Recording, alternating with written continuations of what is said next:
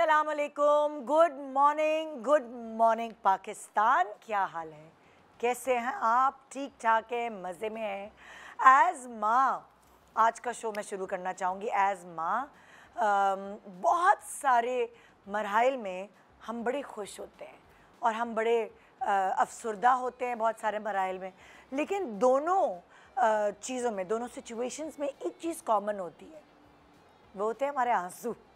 मुझे इतनी हंसी आ रही थी ये सोच के कि क्या शय है ये माँ, क्या है हम भाई जो माएँ हैं। अजीब सी नहीं है, जब हमें खुशी होती है तब भी हम रोने लगते हैं, जब हम उदास होते हैं तब तो हम रोते हैं ही। अब अगर मैं आपको दलाइल देना शुरू करूं तो जब गोद में हमारे बच्चा आता है तो खुशी के आंसू आ जाते हैं हमारी आंखों में। जब उसके बाद पैदा होने के बाद हमसे संभल नहीं रहा होता तब हमारी आंख में आंसू आ जाते हैं। पहला दांत निकलता है तो चीखे मार के खुश होके एक्सप्रेशन का इजहार करते हैं, लेकिन खुशी के आंसू भी आ जाते हैं साथ साथ। फिर उसी दांत निकलने की वजह से वो जो दर्द बेयर करके बच्चा रो रहा है तो हम भी उसके साथ रोना शुरू कर देते हैं, क्योंकि हमसे उसकी तकलीफ नहीं देखी जाती। क्रॉल किया और जो उसने पहला कदम उठाया, हंसते हंसते खुश होते होते ये आंसू आए आंखों से, टप टप टप टप। और उसी तरह चलते फिरते स्विच डाल दिया, कहीं हाथ डाल दिया स्विच में, या बेड से गिर गया तो उन्हीं टांगों की वजह से रोना शुरू कि हमारे बच्चे को चोट लग गई। देर से बोल रहा है तो गम के आंसू, उल्टा सीधा बोल रहा है, मज़े मज़े की बातें कर रहा है तो भी फिर आंसू निकल आते हैं खुशी से कि भाई वाह ये तो बहुत बड़ी बड़ी बातें करने लगा। तो ये जो सारे मैंने खुशी और गमी की बात की, ये जज्बात हमारे बच्चों के माइलस्टोन्स पर डिपेंड करते हैं। जब बच्चा पैदा होता है वही काफ़ी नहीं होता हमारे लिए, वो अपनी एक एक चीज़ जब पहली पहली दफ़ा करता है तो ज़िंदगी में हमें ऐसा लगता है जैसे सब कुछ मिल गया। बच्चों के माइलस्टोन्स, कब बोला, कब चला, कब लिखा, कब पढ़ा, ये सारी चीज़ें ज़िंदगी में हर एक चीज़ जो वो पहली बार करता है वो हमारे लिए मैटर करती हैं। उसकी पहली नौकरी, उसका पहला स्कूल, उसकी पहली हरकत, उसकी आदत, उसकी फितरत, और बेस बनती है। स्पेशली जब बच्चे छोटे होते हैं तो हम कहते हैं कि उनके माइलस्टोन्स उनकी बेस बनाते हैं उनकी ज़िंदगी की। और इसीलिए आज हमने बहुत सारी माँओं की फ़िक्र दूर करने के लिए आज का शो डिज़ाइन किया है, जहाँ अगर आपको ऐसा लग रहा है कि मेरा बच्चा अभी तक क्यों नहीं बोलता, उसकी कोई वजह होगी। जहाँ आपको ऐसा लग रहा है मेरे बच्चे के दांत क्यों नहीं लग रहे, उसकी निकल रहे, उसकी भी कोई वजह होगी। मेरा बच्चा आम बच्चों की तरह नहीं लगता, वो नहीं करता, वो जैसे उसने किया वो वैसे नहीं करता। बहुत सारी फ़िक्रें ऐसी हैं जो माँओं ने बिला वजह अपने आप को लगाई हुई हैं। तो मैंने कहा कि यहाँ एक माँ दूसरी माँओं की फ़िक्रें क्यों ना मिलकर दूर करे। और मेरे साथ खाली मैं अकेली नहीं, मेरे साथ और भी माएँ हैं, और वो भी प्रोफेशनल माएँ। तो आइए एक छोटे से ब्रेक के बाद सर जोड़ के बैठते हैं हम सब माएँ और कोई ना कोई हल निकालते हैं आपकी फ़िक्र का। Good morning Pakistan.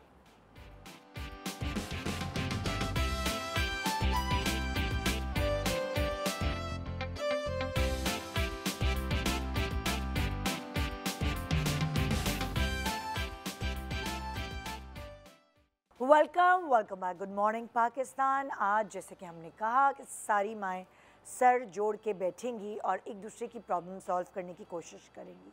बहुत परेशान होते हैं हम छोटी छोटी बातों को लेकर, स्पेशली अपनी औलाद के लिए।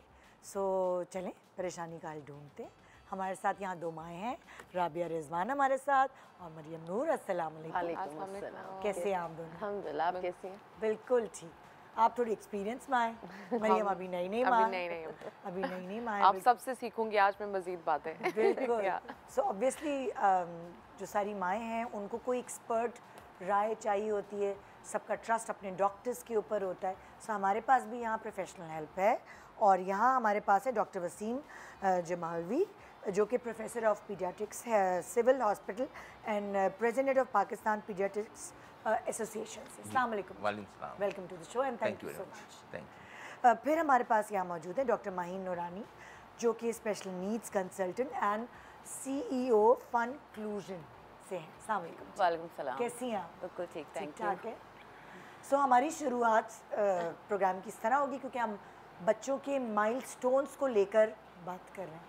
तो अगर हम माइलस्टोन्स को डिफाइन करें डॉक्टर साहब, तो कितने माइलस्टोन्स होते हैं जो हम देखते हैं कि वो बच्चों की हमने ओके, एक्चुअली माइलस्टोन्स का एक बेसिक होता है जिसको हम ग्लोबल माइलस्टोन बोलते हैं, ठीक है जो कि सेंटर से होता है, ब्रेन से जिसका ताल्लुक होता है।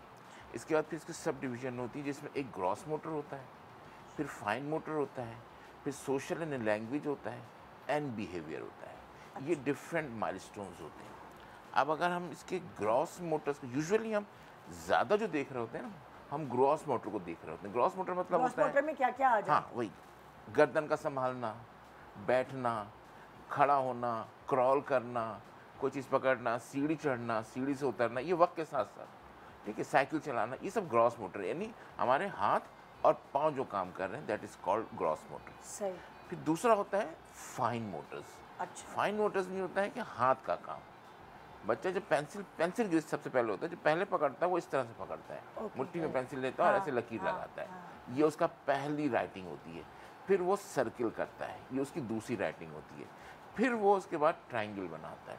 ये ट्रायंगल जो होता है ना, इसके बाद फिर वो पेंसिल ग्रिप लेता है, यानी पेंसिल को तरीके से पकड़ता है। फिर उसके बाद इससे लिखना शुरू करता है, एंड देन ये जो है इससे चलता है। This is fine motor. अच्छा। फिर एक सोशल है। सोशल में जो सबसे पहले होता है वो आई कांटेक्ट होता है अपनी माँ से, जो कि ड्यूरिंग ब्रेस्ट फीडिंग वो अपनी माँ की आंख में आंख डाल के देख रहा होता है, ठीक है। और उसके बाद फिर वो सोशल स्माइल है, जो 1.5 महीने में उसको आता है।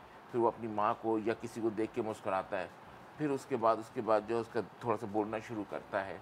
फिर मुझे ये वो कहते हैं कि वो जो वो जो आवाज़ आती है उसकी, वो भी कोई लैंग्वेज है बच्चे की? No, it's not language, actually वो वोकेबुलरी साउंड्स हैं। जैसे माँ बा बा बा, माँ बा बा बोलता है बच्चा, तो हमें इसमें ये कन्फाइन करना होता है, फिक्स करना होता है कि ये माँ और बा जो बाबा बोल रहा है, ये मीनिंगफुल है या नॉन मीनिंगफुल है। मीनिंगफुल का मतलब ये हुआ कि अपनी वालदा को देख के अगर वो मामा मामा कर रहा है, that means this is meaningful. और लेकिन अगर वो किसी को भी देख रहा है और मामा मामा बोल रहा है, तो दैट मीन्स कि this is vocabulary sound, different sounds produce कर रहा है, but it is not proper words, यानी मीनिंगफुल वर्ड नहीं है, उसको पता नहीं है कि वो क्या बोल रहा है, ठीक है। तो क्या वो हमारी जो इर्द गिर्द की जो बातें हो रही होती हैं उनसे ही वो जस्ट करके वो चीज़ें बोल रहा होता है? यस, ये वो उसके बाद ये सेकंड स्टेप में आता है। जब वो उसके पास 3-4 जब उसके पास स्टोर्स हो जाते हैं वर्ड के, फिर वो आपकी बातें सुनता है और आपकी बातें सुन के और फिर उसका रिप्लाई करता है, तो ये लैंग्वेज में आता है। फिर उसका जो सोशल है, उसमें जो पहली चीज़ है दैट इज़ पीकअबू, वो जो ता किया जाता है, जो करते हैं पेरेंट्स अपने वालिदैन जो करते हैं बच्चों से, ये पहली चीज़ होती है जो वो बच्चा अचीव करता है। फिर उसके बाद ग्रेजुअली इसके शुरू हो जाता है। तो these are the different milestones with the step by step different age group. Okay okay. अच्छा, आपके माशाल्लाह 3 बच्चे हैं जी। तो सबकी अलग अलग माइलस्टोन्स होंगे। आप कभी घबराई हैं एज मदर कि इसके दांत क्यों नहीं आ रहे, ये बोल क्यों नहीं रहा, या मतलब लाइक जिस तरह माएँ घबराती हैं? अल्हम्दुलिल्लाह नहीं घबराई मैं। पहला बेबी जो था, मेरा पहला बेटा, वो तो माशाल्लाह ही वाज, मतलब उसने क्रॉलिंग बहुत जल्दी शुरू कर दी, चलना बहुत जल्दी शुरू कर दिया था, बोलना बहुत जल्दी शुरू कर दिया था। इनफैक्ट ही वाज ओनली 1.5 और या 1.25 का था जब उसने लिखना स्टार्ट कर दिया था। नहीं भाई, पेंसिल पकड़, उसकी ग्रिप बहुत अच्छी आ गई थी। हाँ। और शायद वो, तो ऐसा आपने क्या किया था कि वो, पता नहीं, मुझे ऐसा लगता है कि वो पहला एक तो बच्चा ना आपका एक्सपेरिमेंटल होता है। हाँ। और जब आप नए नए माँ बने होते हो ना, तो आप पूरा अपना दे रहे होते हो उस बच्चे को। हाँ। तो मुझे ऐसा लगता है कि मैंने बहुत ज़्यादा उसको टाइम दिया। मतलब बहुत छोटा सा था वो रिकग्नाइज करने लगा था कलर्स, एनिमल्स, तो आप उसको प्रैक्टिस कराती रहती थी? बिल्कुल। मुस्तकिल। तो उसका और आप जो टीचिंग की फील्ड में विजुअल भी थी ना? मैं एग्जैक्टली Okay. तो मैंने चाइल्ड साइकोलॉजी पढ़ी हुई है, तो वो मुझे उस चीज़ ने मुझे बहुत हेल्प किया, बहुत ज़्यादा हेल्प किया था। हाँ। और अच्छा, अब अगर लाइक जैसे होता है ना कि बच्चे जल्दी वक्त से पहले कर रहे हैं, उसमें तो कोई खतरे की बात नहीं होती, वो तो वो अच्छी एक बात है। लिमिट देखिए, बेसिकली रेंज होती है हाँ। कि इस महीने से इस महीने के दरमियान में कोई चीज़ भी अचीव कर लेगा। Okay. अर्ली भी कर सकता है, और वो थोड़ा सा अगर लेट भी हो जाए तो इतना कंफ्यूजन नहीं, लेकिन अगर वो टाइम क्रॉस कर जाए हाँ। तो फिर वो होता है। तो फिर थोड़ी सी जैसे अच्छा आजकल बच्चे बोलते नहीं है ज़्यादा, क्योंकि वो इतने स्क्रीन टाइमिंग हो गई, तो वो पेरेंट्स का बड़ा आजकल इशू चल Delay रहा है। speech. डिले हाँ। स्पीच बहुत ज़्यादा हो गया। हाँ। आई थिंक वो कंसर्नफुल है। अभी हम कंसर्न्स पे आएंगे, पहले अपने एक्सपीरियंसेस शेयर मेरा तो करें। एक्सपीरियंस अल्हम्दुलिल्लाह बहुत अच्छा रहा, और तीनों बच्चों के टाइम डिफरेंट रहा। तीसरे वाले के आने तक तो मैं ऐसी प्रो हो गई थी कि हाँ हाँ हो जाएगा, कर मुझे लेगा। काम बताओ मैं क्या करूं, है ना? Exactly. वाह, जबरदस्त। सो वो बेसिकली आपने ये कहा कि आपने उनको टाइम बहुत दिया उस बिल्कुल। वक्त, और आपने क्योंकि पढ़ा भी ये था चाइल्ड साइकोलॉजी, उसने आपको हेल्प किया। बिल्कुल। तो अब मरियम, अगर मैं तुमसे पूछूं, तुम्हारा पहला बेबी और तुम्हारे पूरी फैमिली पंजाब में, लाहौर में है ना जी। और तुम लोग अकेले यहाँ पे, सो तुम्हारे पास वो गाइडलाइंस भी नहीं थी, फिर तुमने कैसे इस चीज़ से तुम कभी कभार गाइडलाइंस के बगैर मुझे लगता है ज़्यादा बेहतर रहता है, हाँ। बिकॉज आप अपने तरीके से, अपने दिमाग से, और आपके पास हर जगह पे इंफॉर्मेशन, हर चीज़ अब तो अवेलेबल है। गूगल है ना? हाँ, सब कुछ हाँ। अवेलेबल है। सो मेरे लिए चूँकि पहले बहनों के माशाल्लाह बच्चे रहे हैं, तो ये कोई नई बात नहीं थी कि देखना। सो बट मेरे माइंड में हमेशा से एक बात रही है कि यस, आपके बच्चे के लिए आप कंसर्न होते हो। जैसे डॉक्टर साहब ने कहा कि एक टाइम फ्रेम है, आपने वो टाइम देना होता है। हाँ। बिल्कुल भी आप इस तरह लीनियट ना हो जाएं कि भी बच्चा है 6 महीने तक एक बच्चे का है कि इसने माइलस्टोन अचीव करना है, 8 महीने को हो गया और आप कह रहे हैं इट्स ओके कर लेगा, नहीं, देन आपको कंसर्न शो करना है। बट अगर वो 4 महीने का या 6 महीने वाला माइलस्टोन आप चाह रहे हो कि बच्चा कर ले, तो वो भी आपकी बेवकूफ़ी है। तो थैंक गॉड मेरे बेटे ने सारा कुछ अल्हम्दुलिल्लाह टाइमली कर लिया, लेकिन फिर भी जैसे मेरी दोस्त है, उसकी बेटी से वो 1 महीना बड़ा है, लेकिन वो पहले वो अचीव कर लेती है बच्ची। आई डोंट नो ऐसा क्या है लड़कियों में कि वो 1-1.5 महीना उससे आगे है जब से उससे छोटी है। सो मैं लेकिन कंसर्न कभी इस तरह नहीं हुई कि यार ये उससे छोटी है, इसने ये अचीव कर लिया। अपने बच्चे को आपको थोड़ा टाइम देना चाहिए, ये नहीं है कि उसके बच्चे ने कर लिया तो मेरा भी। So I was always like this कि थोड़ा टाइम देंगे, पर खुदा ना खास्ता कोई ऐसी चीज़ आए जो कि वो टाइमली नहीं कर पाए, देन आपने ये नहीं कहना कि मेरे बच्चे में खुदा ना खास्ता कोई प्रॉब्लम हो ही नहीं सकती। आपने इस बात के लिए ओपन रहना है कि बहुत सारे पेरेंट्स डिनाइल में रहते हैं और वो बहुत टाइम वो वेस्ट कर कहते देते हैं इस चक्कर में। एग्जैक्टली कि बिकॉज आपको इतना प्यार होता है अपने बच्चे से, आप एक्सेप्ट ही नहीं कर पाते कि इसमें कोई प्रॉब्लम, क्योंकि आप नहीं चाहते हो कि मेरे बच्चे के साथ खुदा ना खास्ता कुछ हो। बट मुझे ऐसा लगता है कि किसी भी चीज़ की मतलब टाइम गुजारने से बेहतर टाइम से उसका इलाज करना। Exactly. Maybe I am taking too much time, but अक्सर लोग बच्चों को मेडिसिन नहीं देते, वो बीमार होते हैं, हमारे दिमाग में है कि बच्चे को दवाई नहीं देनी है, लेकिन उसकी वजह से बच्चे को मतलब वो ज़्यादा प्रॉब्लम हो जाएगी ना। इसी तरह ये भी एक थेरेपी भी एक मेडिसिन है जो आपको टाइमली देनी है। बिल्कुल बिल्कुल। अच्छा, बहुत सारी मदर्स कंसर्न हैं डॉक्टर साहब, बहुत सारी मतलब मदर्स जो है वो ये देख रही होती हैं कि मेरी देवरानी के बच्चे तो ये इसने तो बोलना शुरू कर दिया, इसके तो दांत निकल आए, मेरे नहीं हुए, मेरे उसके बच्चे ने तो लिखना शुरू कर दिया। मैं स्पेशली जॉइंट फैमिली सिस्टम में जब बच्चे आपस में साथ साथ हुए होते हैं, इस तरह आगे पीछे होते हैं, तो बड़ा कंपैरिजन होता है। तो कोई ऐसा मतलब आप हमें एज ग्रुप बता सकते हैं कि इतने से इतने तक अगर वो ये कर ले तो सही है, नॉर्मल है, वरना डॉक्टर के पास जाए पता करने के लिए? देखिए, एक्चुअली हर चीज़ की एक रेंज है। ठीक है। जैसे नेक होल्डिंग है, जो सबसे पहले बच्चा गर्दन संभालना, गर्दन संभालता है, वरना उससे पहले आप उसको गोद में ले तो गर्दन घुमाता रहता है, गिरा देता है। बिल्कुल। ये 3 महीने पे आती है, लेकिन अगर ये 5 महीने तक भी नहीं है तो कोई घबराने वाली बात नहीं है। अच्छा। यूजुअली 3 महीने पे बाज़ बच्चे 2.5 पे भी ले लेते हैं, लेकिन 3 महीना हमने स्टैंडर्ड रखा हुआ है कि 3 महीने पे आती है। क्या हमें मतलब होता है ना, क्या वो बच्चा जो 5 महीने तक गर्दन नहीं संभाल पा रहा, क्या उसकी वीकनेस है कुछ मसल्स में? Yes. कुछ हम सही उसको नहीं, दूध वगैरह जो उसको मिल रहा है वो सही नहीं मिल रहा? एक्चुअली देखें, हमने जो है ना प्रायोरिटी दूध को रखी हुई है। ओके। दूध मुकम्मल ग़िज़ा है 6 महीने तक, लेकिन मुकम्मल ग़िज़ा उसके बाद नहीं है। ठीक है, तो हम दूध पे तो बहुत ज़्यादा जोर नहीं देते हैं, सही। ग़िज़ा पे ज़्यादा जोर देते हैं, वो हम बाद में डिस्कस करेंगे। अभी तो हम गर्दन की बात अभी तो कर हम रहे हैं माइलस्टोन्स पे हैं। हाँ। अच्छा देखिए, ग्रॉस मोटर में हम सबसे पहले गर्दन के संभालने को देखते हैं, ठीक जो है। 3 महीने से लेके 5 महीने के दरमियान में आती है। 3 महीने में आ जाए, बाज़ बच्चों को 3 में आती है, बाज़ को सही। 3.5 में, बाज़ को 4 में। अब घर में ही एक बच्चा है जिसको 3 महीने पे आ गई, दूसरे को 4 महीने पे आई, तो ये डिफरेंस नहीं। नहीं, मैंने आपसे normal। सवाल ये किया जिससे आपने कहा कि कोई वीकनेस भी हो सकती है, मसल्स उतने स्ट्रांग नहीं है, या वो कभी कभार होता है ना, बच्चा, कुछ माँ बाप बच्चे बस गोद में ही लिए रहते हैं, नहीं, उनको छोड़ते नहीं है कि वो खेलें, अपने आप को मूवमेंट हो। हाँ, देखिए एक्चुअली पहले हम नॉर्मल टाइम को देखते हैं। हाँ, अगर नॉर्मल टाइम में उसने अचीव कर लिया तो ठीक है। ठीक है। ये टाइम जो एक ड्यूरेशन है, एक टाइम फिक्स नहीं होता है कि जी 3 महीने में इसको लेना है, उसको 3 महीने पे लेना है। अगर ये 3.5 महीना हो गया तो मसला ख़राब हो गया, नहीं हाँ। ऐसा नहीं है, एक रेंज है।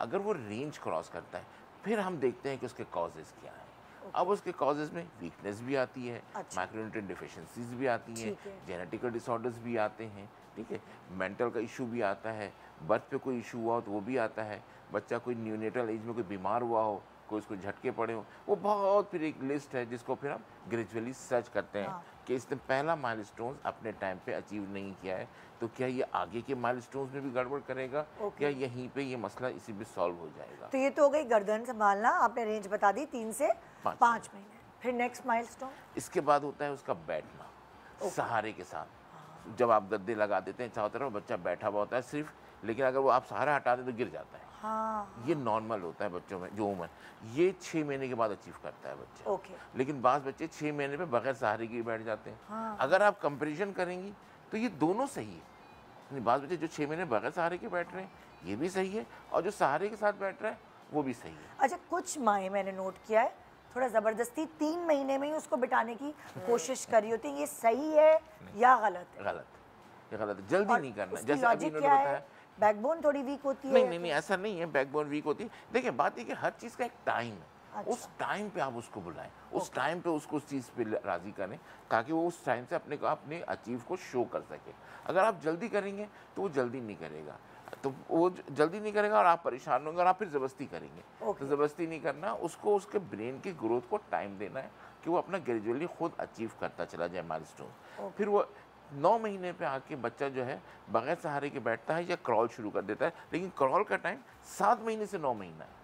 बाद बच्चे 7 महीने पे भी कर लेते हैं, बाद 8 पे करते हैं, बाद 9 पे भी करते हैं, ठीक। तो क्रॉलिंग वहाँ पे वो शुरू हो जाती है। हाँ। लेकिन बाद बच्चे क्रॉलिंग के साथ किसी सहारे से खड़े भी हो जाते हैं। हाँ। यानी 9 अच्छा, महीने अब बहुत सारे जो पेरेंट्स हैं उनका कंसर्न होता है बच्चों को वॉकर में डाल दिया तो वो क्रॉल नहीं करते, वो डायरेक्ट चलना शुरू कर देते हैं, लेकिन वो फिर देर से चलते हैं तो क्रॉलिंग नहीं करते वो बच्चे, क्या ये वो आपने सच क्रॉल है? करने नहीं दिया ना उनको। हाँ। अगर आपने वॉकर में डाल दिया तो आपने उसको क्रॉल करने का मौका ही नहीं दिया। हाँ। तो अगर आप उसको मौका देते तो वो करता, ठीक है। सही। तो उसने अगर बैठने से लेके और चलने तक का टाइम जो गुजारा है उसमें यकीन उसका क्रॉलिंग टाइम आया है, जिसको कि आपने करने नहीं दिया गया।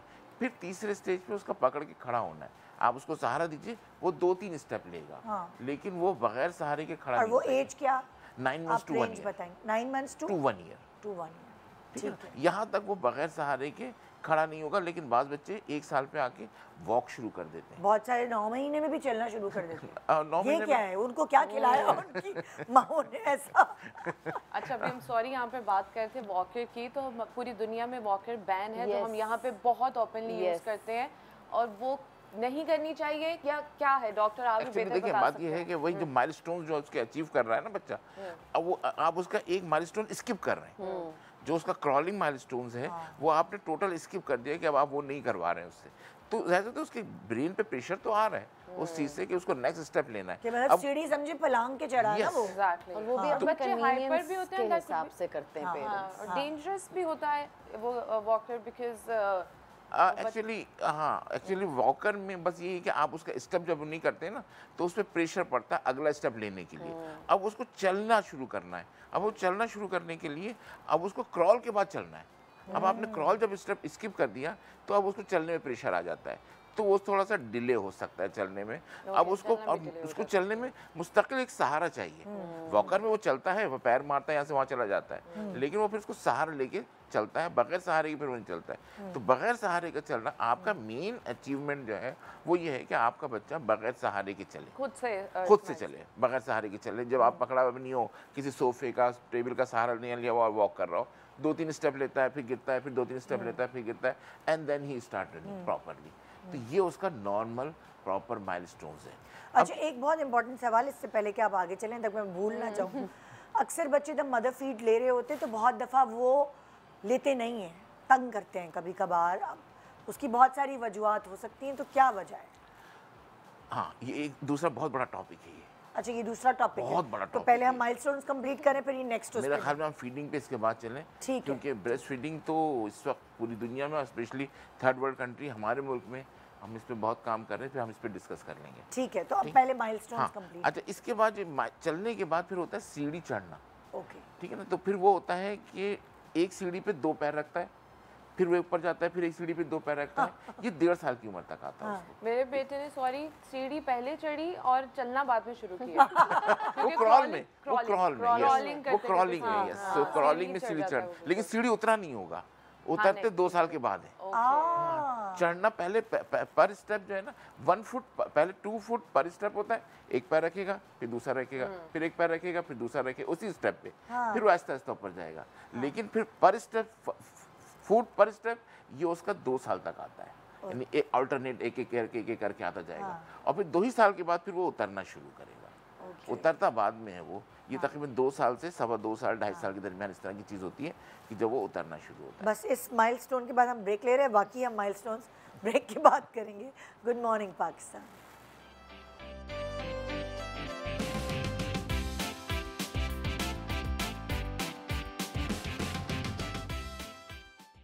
Good morning Pakistan. आज हम बच्चों की माइलस्टोन्स पे बात कर रहे हैं, और माएँ जो फ़िक्रमंद हैं वो हमारे सामने बैठ जाएं, क्योंकि आज हम सब मिलकर कुछ ना कुछ सीखेंगे और एक दूसरे के मसले हल करने की कोशिश करेंगे। सो हम माइलस्टोन्स के ऊपर बात करते हैं और उनकी रेंज, एज रेंज जो है उसके ऊपर बात कर रहे थे कि अच्छा जी ये भी हो सकता है और ये भी हो सकता है। तो परेशानी अगर है आपको तो किस रेंज के बाद होनी चाहिए। हम पहुँचे थे मोटर स्किल उस सीढ़ी चढ़ना और उतरना। आपने कहा कि 2 साल में उतरता है और उससे पहले, हाँ, उससे पहले उसे चढ़ रहा होता है, उतर नहीं रहा होता है। अच्छा, ठीक है। ये अब तो नेक्स्ट आगे बढ़े। अच्छा, ये तो अब देखिए, अब ये मोटर माइलस्टोन्स का एक पार्ट हो गया। ठीक है। फिर होता है फाइन मोटर। फाइन मोटर जैसे मैंने शुरू में बताया था, लिखना, उसका पेंसिल ग्रिप्स जो वो शुरू करता है, पकड़ता है, राउंड करता है, पहले लकीरें खींचता है, फिर वो आहिस्ता आहिस्ता पकड़ना शुरू करता है और तकरीबन उस 1.5 साल पे आके लिखना शुरू करता है, कुछ ना कुछ कोई डिफरेंट करके। जो सबसे पहली चीज़ बनाता है दैट इज ट्रायंगल। ओके, यहाँ से फिर उसकी जो है ना राइटिंग स्टेप्स आना शुरू होते हैं। इससे पहले राइटिंग स्टेप्स ऐसे नहीं होते हैं। तो ये पेंसिल ग्रिप्स है। फिर वो कप को पकड़ता है, खाना खाने के लिए अपने स्पून को लेता है हाथ में। वो जो हम देखते हैं कि हाय देखो मेरा बच्चा, मतलब छोटा बच्चा होता है, अभी लेट के दूध पी रहा है, उसने बोतल पकड़ ली है, तो माएँ ना दिखा रही होती हैं अक्सर हस्बैंड्स को, देखो देखो तो उन बच्चे ने दूध की बोतल पकड़ ली। वो क्या है, वो कैसे वो भी पेंसिल ग्रिप्स में ही आता है, यानी उसके फाइन मोटर्स नहीं, हैं। लेकिन उस वक्त तो वो स्किल्स डेवलप ही नहीं हुई हुई होती जब वो बोतल पकड़ रहा होता है छोटा बोतल बच्चा। पकड़ने में उसने दोनों हाथ फिक्स करना है। हाँ। अगर माँ ने उसका दोनों हाथ ऐसे फिक्स कर दिया है तो उसके बाद उसको कुछ नहीं करना है। ओके, तो इसकी कोई खास ऐसी वो इंडिकेशंस नहीं है कि अगर वो पकड़ के पी रहा है तो कोई बड़ी बात नहीं है, वो पकड़ सकता है। 6-8 महीने के बाद से वो ले सकता है, हाथ में पकड़ सकता है। लेकिन अगर उसके बाद भी ना पकड़े तो इसका कोई इम्पोर्टेंस नहीं लेते हैं, हम लोग नहीं लेते हैं। लेजी है बच्चे आजकल के, वो अपना काम भी खुद नहीं करना चाहते हैं। कह रहे माँ कर रही है, करे, मैं हम क्यों पकड़े अपना पीछे। नेक्स्ट स्टेप में आएगा जब हम फीडिंग पे आएंगे। ओके, अच्छा, इसके बाद फिर क्या होता है, फिर उसका सोशल है। सोशल में जो सबसे पहली चीज़ है वो माँ के साथ उसकी आई कांटेक्ट है, जो ब्रेस्ट फीडिंग के दौरान अपनी माँ की आंख में आंख डाल के देख रहा होता है। यहाँ से उसका शुरू होता है। फिर सोशल स्माइल है जो 1.5 महीने पे आती है, वो देख के मुस्कुराता है। फिर उसके बाद उसका जो है उस में शुरू होता है। फिर पीकाबू एक है जो कि थोड़े से अरसे बाद आना शुरू होता सब है। चपेड़े भी तो लगा रहा होता है, बाल खींच रहा होता है माँ के, हर किसी को थप्पड़े मार रहा होता है। वो क्या माइलस्टोन है? इसके ऊपर भी बड़ी वीडियोस आ गई हैं और मैंने वो वाकई में वो ट्राई किया, तो मेरे बेटे ने, शुक्र है, कभी थप्पड़ क्या वैसा था, नहीं क्या कि उसको रिएक्शन ना दें आप। अच्छा, अगर उसने कोई भी ऐसी हरकत की है तो आप ना उसे डांटे ना, आप उसको, वो एक्साइटेड हो, आप उसको इतना बोरिंग बना दें तो फिर उसके बाद वो कहेगा कि इसमें कुछ भी नहीं है। उसने फिर कभी नहीं, मेरे बेटे ने कभी नहीं मारा ना बाल, क्योंकि अक्सर बच्चे यही करते हैं, सबके बच्चों ने कहा किया है ये काम। देखिए, इग्नोरेंस बड़ी इंपॉर्टेंट चीज़ है। जैसे उन्होंने बताया ना कि वहाँ पे हम अगर उस स्टेप को इग्नोर कर दें तो उसके लिए ये होगा कि ये स्टेप की कोई इंपॉर्टेंस नहीं है, वो नेक्स्ट पे चला जाएगा। तो वो नेक्स्ट पे जाएगा तो फिर वो आपके दूसरे स्टेप लेना शुरू करे जो उसके लिए एक्टिव है, ज़रूरी है, ठीक है। फिर सोशल के जैसे वो एक पहला कदम उठाता है और हम सब तालियां बजाते हैं बच्चे को देख के, तो लाइक फिर वो एफर्ट करता है एक्चुअली। हाँ, यस, बिल्कुल। एक्चुअली हमारे यहाँ जो सबसे ज़्यादा चीज़ देखी जाती है ना, वो मोटर माइलस्टोन्स है। जैसे पहला कदम उठाना, बैठना, सीढ़ी चढ़ना, साइकिल चलाना, हम इसको बहुत इंपॉर्टेंस देते हैं। लेकिन हम जो मेडिकल फील्ड में हम जो दे रहे होते हैं, हम दूसरे पार्ट पे दे रहे होते हैं, जो सेकंड पार्ट है सोशल एंड लैंग्वेज। अच्छा, सोशलाइजेशन कितनी कर रहा है वो 9 महीने पे एक बच्चा, 9 महीने तक एक बच्चा किसी की भी गोद में चला जाएगा, लेकिन 10 महीने का बच्चा नहीं जाएगा। फिर उसके लिए स्ट्रेंजर शुरू हो गया, वही आदमी उसके लिए स्ट्रेंजर हो गया अगर वो नॉर्मली नहीं देख रहा है, क्योंकि वो रिकग्निशन मिलती है। अब रिकग्निशन में आ गया है 10 महीने से, 10 महीने से अब रिकग्निशन आ गया, अब उसके लिए वही आदमी स्ट्रेंजर हो गया। तो वो अगर फिर भी जा रहा है और ये माइलस्टोन्स की परसिस्ट कर रहा है, तो दैट इज अगेन एबनॉर्मल। यानी कुछ ऐसे माइलस्टोन्स हैं जो शुरू में होते हैं लेकिन वक्त के साथ उनको ख़त्म होना है। जैसे पैदाइश पे सकिंग एक नॉर्मल रिफ्लेक्स है, आप उसके बच्चे के मुंह में कोई भी चीज़ डाल दो चूसना शुरू हो जाएगा, लेकिन ये 6 महीने के बाद से रिफ्लेक्स को कम होना शुरू होना है। रूटिंग रिफ्लेक्स, आप उसके साइड पे इशारा करें, ऐसे हाथ करें, वो मुंह तरफ टर्न करेगा, ठीक है, लेकिन ये 4 महीने के बाद से कम होना शुरू हो जाएगा, ठीक है। पैराशूट रिफ्लेक्स, आप किसी को फेंकें और बच्चे के ऊपर करें, वैसे हाथ करता हुआ नीचे आएगा, ठीक, ये 11 महीने के बाद से ख़त्म होना है इसको। तो ये कुछ रिफ्लेक्सेस हैं जो पैदाइश पे तो होते हैं लेकिन बाद में कम होना शुरू होते हैं, लेकिन अगर वो परसिस्ट कर जाए तो इसका मतलब दैट इज़ अगेन एबनॉर्मल। यानी कुछ माइलस्टोन्स का आना और कुछ माइलस्टोन्स का जाना, ये दोनों इंपॉर्टेंट है। अच्छा, मैं आपसे पूछूंगी कि लाइक अगर फ़र्ज़ करें, जैसे हमने अभी बात की कि माइलस्टोन्स वक्त के साथ आहिस्ता आहिस्ता आहिस्ता आहिस्ता देख रहे होते हैं कि अच्छा ये कर लिया, अब व्हाट नेक्स्ट, कोई मिस हो जाए माइलस्टोन, तो क्या करें माँ? उस वक्त इंतज़ार करती रहे, डिनाइल में चली जाए, या वो वक्त गुजरने के बाद डॉक्टर के पास भागे?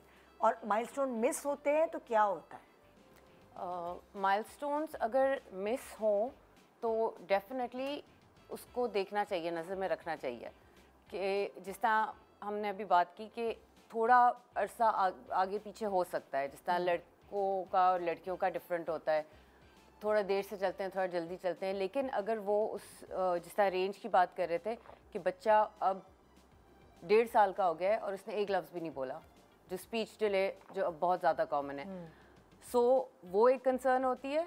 और अगर कोई इशू हो तो इसका मतलब है एक से ज़्यादा माइलस्टोन मिस करेगा। स्पीच का है कि बोल नहीं रहा, दूसरा होगा उसके साथ यूजुअली होता है कि रिस्पॉन्ड नहीं करा, नाम उसका बुला रहे हैं वो मुड़ के देख नहीं रहा, और इसके साथ कुछ और भी 2-3 चीज़ होंगी, या तो आई कांटेक्ट नहीं दे रहा, या उसका रिपीटेटिव बिहेवियर है, एक ही चीज़ बार बार करे जा रहे हैं।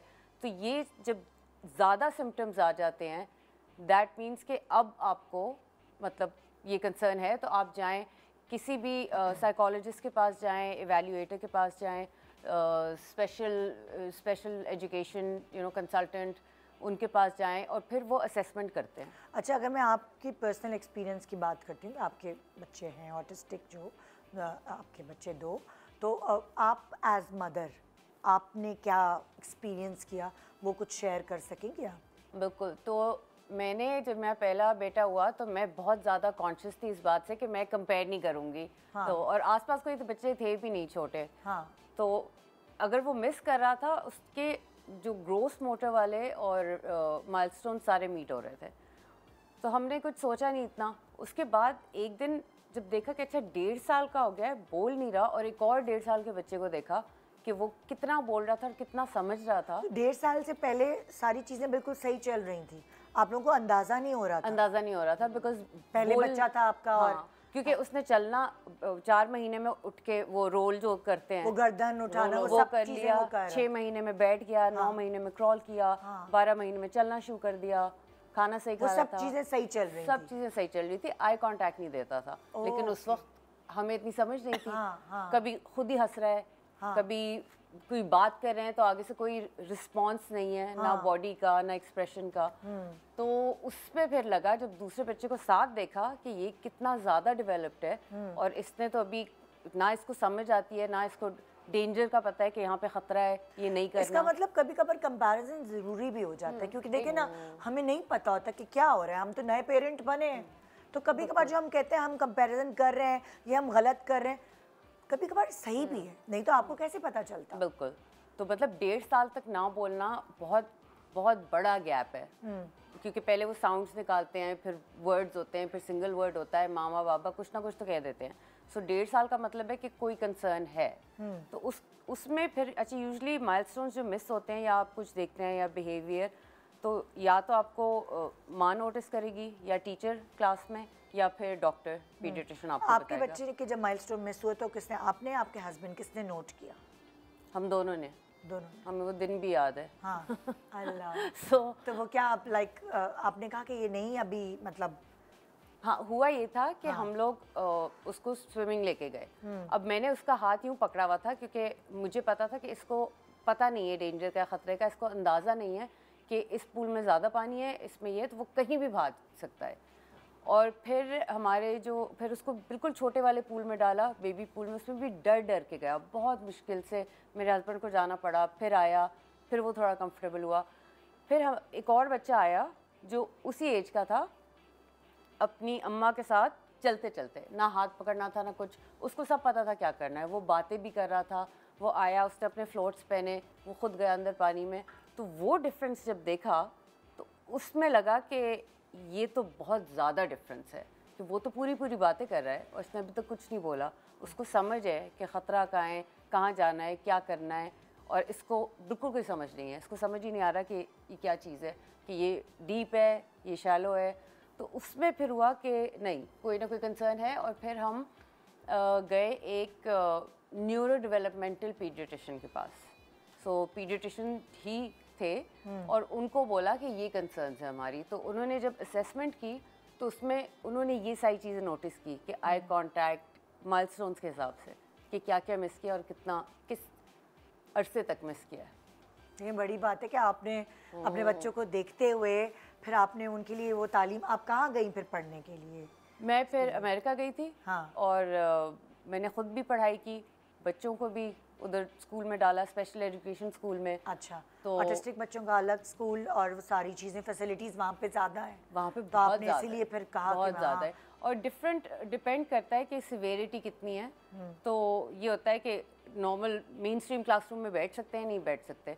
अब जैसा मेरे बच्चे, मुझे पता है कि उनको इतना है कि वो उसमें नहीं बैठ सकते, तो उनके लिए इंक्लूजन वाली क्लास नहीं होगी, उनके लिए स्पेशल एजुकेशन अलग से पूरा स्कूल चाहिए। आपने भी आपको फ़ायदा हुआ बहुत ज़्यादा खुद क्लासेस लेके कि किस तरह मैंने अपने बच्चे को लेके चलना है? बिल्कुल, बहुत बजाय इसके कि हम रोएं और वो करें।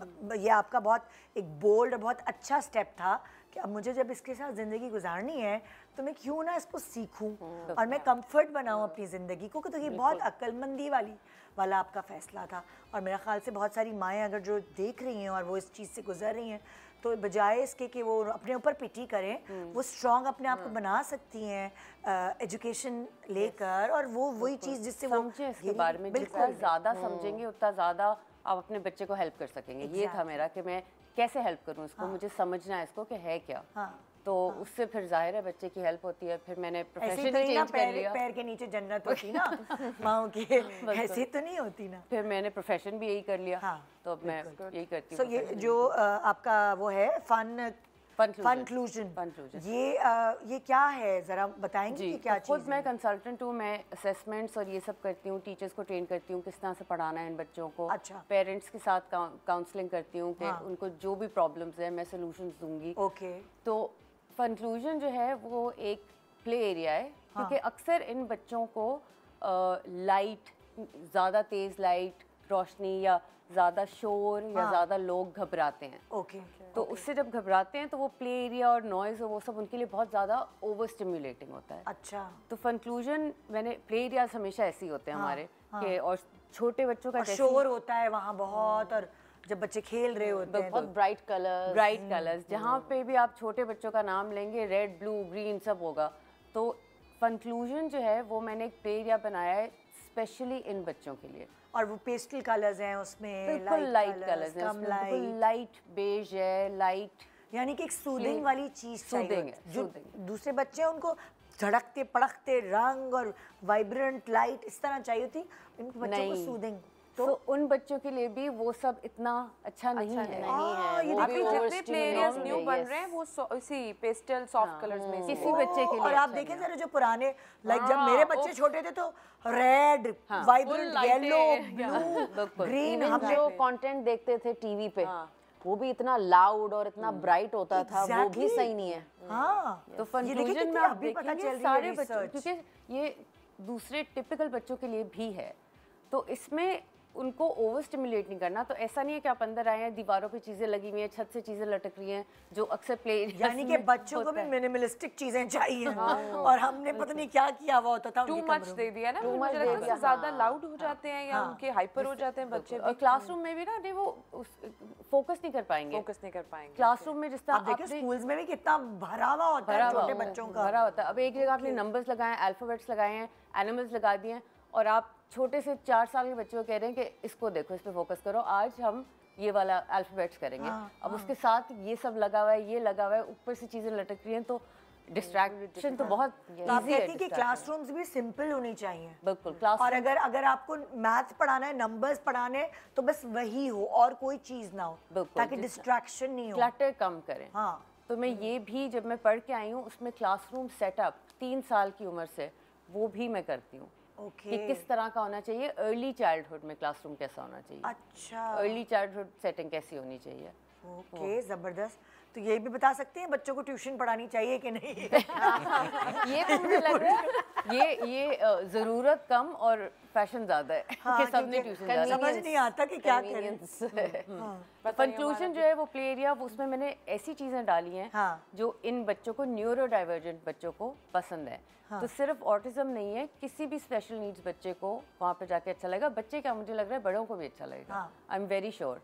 और जो मैं जरूर आऊंगी देखने के लिए। ज़रूर, और जो टिपिकल बच्चे हैं वो 2 से 8 साल के जो हैं उनको मज़ा आएगा। 8 साल से ऊपर जो है वो शायद थोड़ा उनके लिए बोरिंग हो जाए, अच्छा क्योंकि इन बच्चों को सेंसरी स्टिमुलेशन चाहिए होती है। सेंसरी का मतलब 5 सेंसेस आपकी इंगेज हो रही हो, कि कुछ टच फील कर रहे हो, कुछ को बिल्कुल नहीं अच्छा लगता, कुछ को लाइट अच्छी लगती है, किसी को नहीं लगती, तो वो वाले एक्सपीरियंसेस हैं सारे। अच्छा बच्चों की भी जैसे अपनी नेचर और फितरत होती है डॉक्टर साहब, माओं की भी होती है ना, कुछ अम्माएं बहुत डरपोक, बहुत हाइपर, बच्चे से ज़्यादा वो रो रही होती हैं, बच्चे से ज़्यादा वो फिक्र कर रही होती हैं।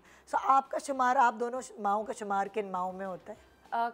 किस तरह की किसी भी चीज को देख लाइक अगर उसको कुछ भी हो गया, बुखार हो गया, कुछ खवातीन बहुत कंपोज्ड होती हैं और उनके मियाँ रो रहे होते हैं, बच्चे को इंजेक्शन लग रहा होता है तो वो रो रहे होते हैं, और औरतें स्ट्रांग होती हैं कुछ कपल्स में, और कुछ जगह माएँ जो हैं वो बेहोश हो जाएंगी कि नहीं नहीं मैं तो इंजेक्शन नहीं देख सकती। लाइक तुम हिम्मत वाली माँ हो। करती हूँ ऑब्वियसली। मैं खुद भी, जब मेरी एक अपनी भी, मैं भी बीमार भी जब खुद भी हो जाऊँ तो मुझे होता है ना, मुझे इंजेक्शन से डर लगता है ना कुछ, तो मैं मेडिसिन भी ले लेती हूँ। मुझे ऐसा लगता है कि यार ठीक होना है, दैट इज मोर इम्पोर्टेंट कि रोने से क्या होगा। बट एट द एंड मैं माँ हूँ ऑब्वियसली। अभी मेरा बेटा बीमार हो गया तो उन्होंने कहा कि उसको आईवी लगेगी, फर्स्ट टाइम लगना था, तो उन्होंने कहा कि उसको वो उन्होंने कैनोला लगाना था। हाँ, तो वो अंदर लेके बच्चे को, बिकॉज आपके सामने वो नहीं लगा, so he was crying and I was crying outside. मैं मुश्किल काम है छोटे बच्चे को ये देखना। व्हेन ही केम आउटसाइड, उसने आते साथ यूं किया कि ये what they did to me. तो मतलब इतना छोटा सा बच्चा भी, बट मैं हूँ स्ट्रांग, लेकिन फिर भी एट द एंड आप माँ हो, आप जितने भी स्ट्रांग हो जो, आपने रोना तो है। So I can't tell this. Yes, in our case मेरे हस्बैंड मुझसे बेहतर स्ट्रांग है, सो मैं जब बिल्कुल पैनिक हो जाती हूँ तो वो जरा कंट्रोल कर लेते हैं। अच्छा, मैं इन चीज़ों में तो मैं कभी नहीं घबराई। I have been very strong. मैं पहली दफ़ा जब रोई थी बहुत ज़्यादा और अपने पे गुस्सा आया था जब मेरा बेटा बेड से गिरा था पहली दफ़ा, और वो मैं अब खुद को ब्लेम करना, हालांकि वो सो रहा था बेड के बीच में, तकिए वकिए रखे हुए थे। I went to the kitchen, धड़ाम आवाज़ आई, पता नहीं वो कब रोल हो के वो एज पे आया और वो गिरा है, और वो इतना अभी भी क्लियर है मेरे दिमाग में। हालांकि ना हुआ तो नहीं था उसे? नहीं, कुछ हुआ नहीं था, लेकिन वो जो उसकी सिसकियाँ और जो रोना, वो जो डर गया था, सहम गया था वो बच्चा। मैं इतनी हैरान होती हूँ, पता नहीं, मेरा भी यही एक्सपीरियंस है। मेरा पहला बच्चा, मैं किचन में थी और मुझे बहुत ज़ोर से आवाज़ आई रोने की। उस वक्त वो पलटता भी नहीं था और वो बिस्तर से गिरा, लेकिन उसको कोई चोट नहीं लगी, लेकिन वो डर के मारे शायद चीखा। मगर अगर मैं ये देखती हूँ कि कोई भी चीज कोई इतनी ऊंचे से गिरे तो उसको घूमना तो पड़ेगा, कुछ तो होगा। पर पता नहीं कहते हैं कि फरिश्ते बचा लेते हैं बच्चों को या क्या होता है। मेरे बेटे को कोई चोट नहीं लगी, लेकिन वो डर इतना गया था कि वो सिसकियों से उसका रोना ही नहीं बंद हो रहा था। उससे में डर जाते हैं, उससे मैं ज्यादा गिल्ट में कि ये क्या हो गया, ये क्या जब भी कुछ अगर हो जाए उसको, कोई वो बीमार भी हो जाए तो ऑब्वियसली हमारा ही कोई ना कोई गलती होती है कि हमने बच्चों को गलत खिला दिया। मॉम गिल्ट तो मरते दम तक रहती है। मैं उस बेचारे से सॉरी करती रहती हूँ, मॉम गिल्ट कभी खत्म नहीं होती कि मेरी वजह से तुम बीमार हो गए या हमारी वजह से हो गए। बट एट द एंड आप इलाज करते हो और आप अल्लाह से ही दुआ मांगते रहते हो कि यार ये ठीक हो जाए किसी तरह से और ये ना आए, मेरे बेटे को ना कोई तकलीफ आए। एक ब्रेक पे जा रहे हैं, ब्रेक के बाद हम वापस आएंगे। डॉक्टर साहब, माइलस्टोन्स कंप्लीट हो गए, हम फीडिंग पे बात कर सकते हैं नेक्स्ट। ओके जी, तो फिर ये होगा हमारा अगला टॉपिक ब्रेक के बाद। Good morning.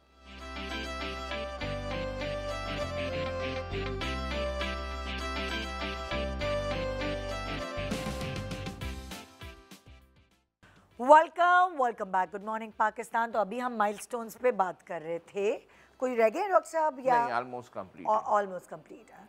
अच्छा, अब वो होता है एक, इनके अलावा एक तकलीफ दे चीज़ माँ के लिए ये होती है, मेरा बच्चा उतना मोटा नहीं है जितना मेरी देवरानी का बच्चा है, देखें वो कितना गपलू है। और अगर चले माँ तो छोड़ दें, सास या फिर और दूसरे घर के लोग कंपैरिजन शुरू कर देते हैं, तुम बच्चा सही नहीं पाल रही, उसका देखो कितना कितना गपलू है बच्चा, मज़ा आता है गाल खींचने में। मतलब पहले ही माँ कॉम्प्लेक्स में चली गई कि अच्छा मैं सही, मॉम गिल्ट वहीं से शुरू हो गया उसकी ज़िंदगी में।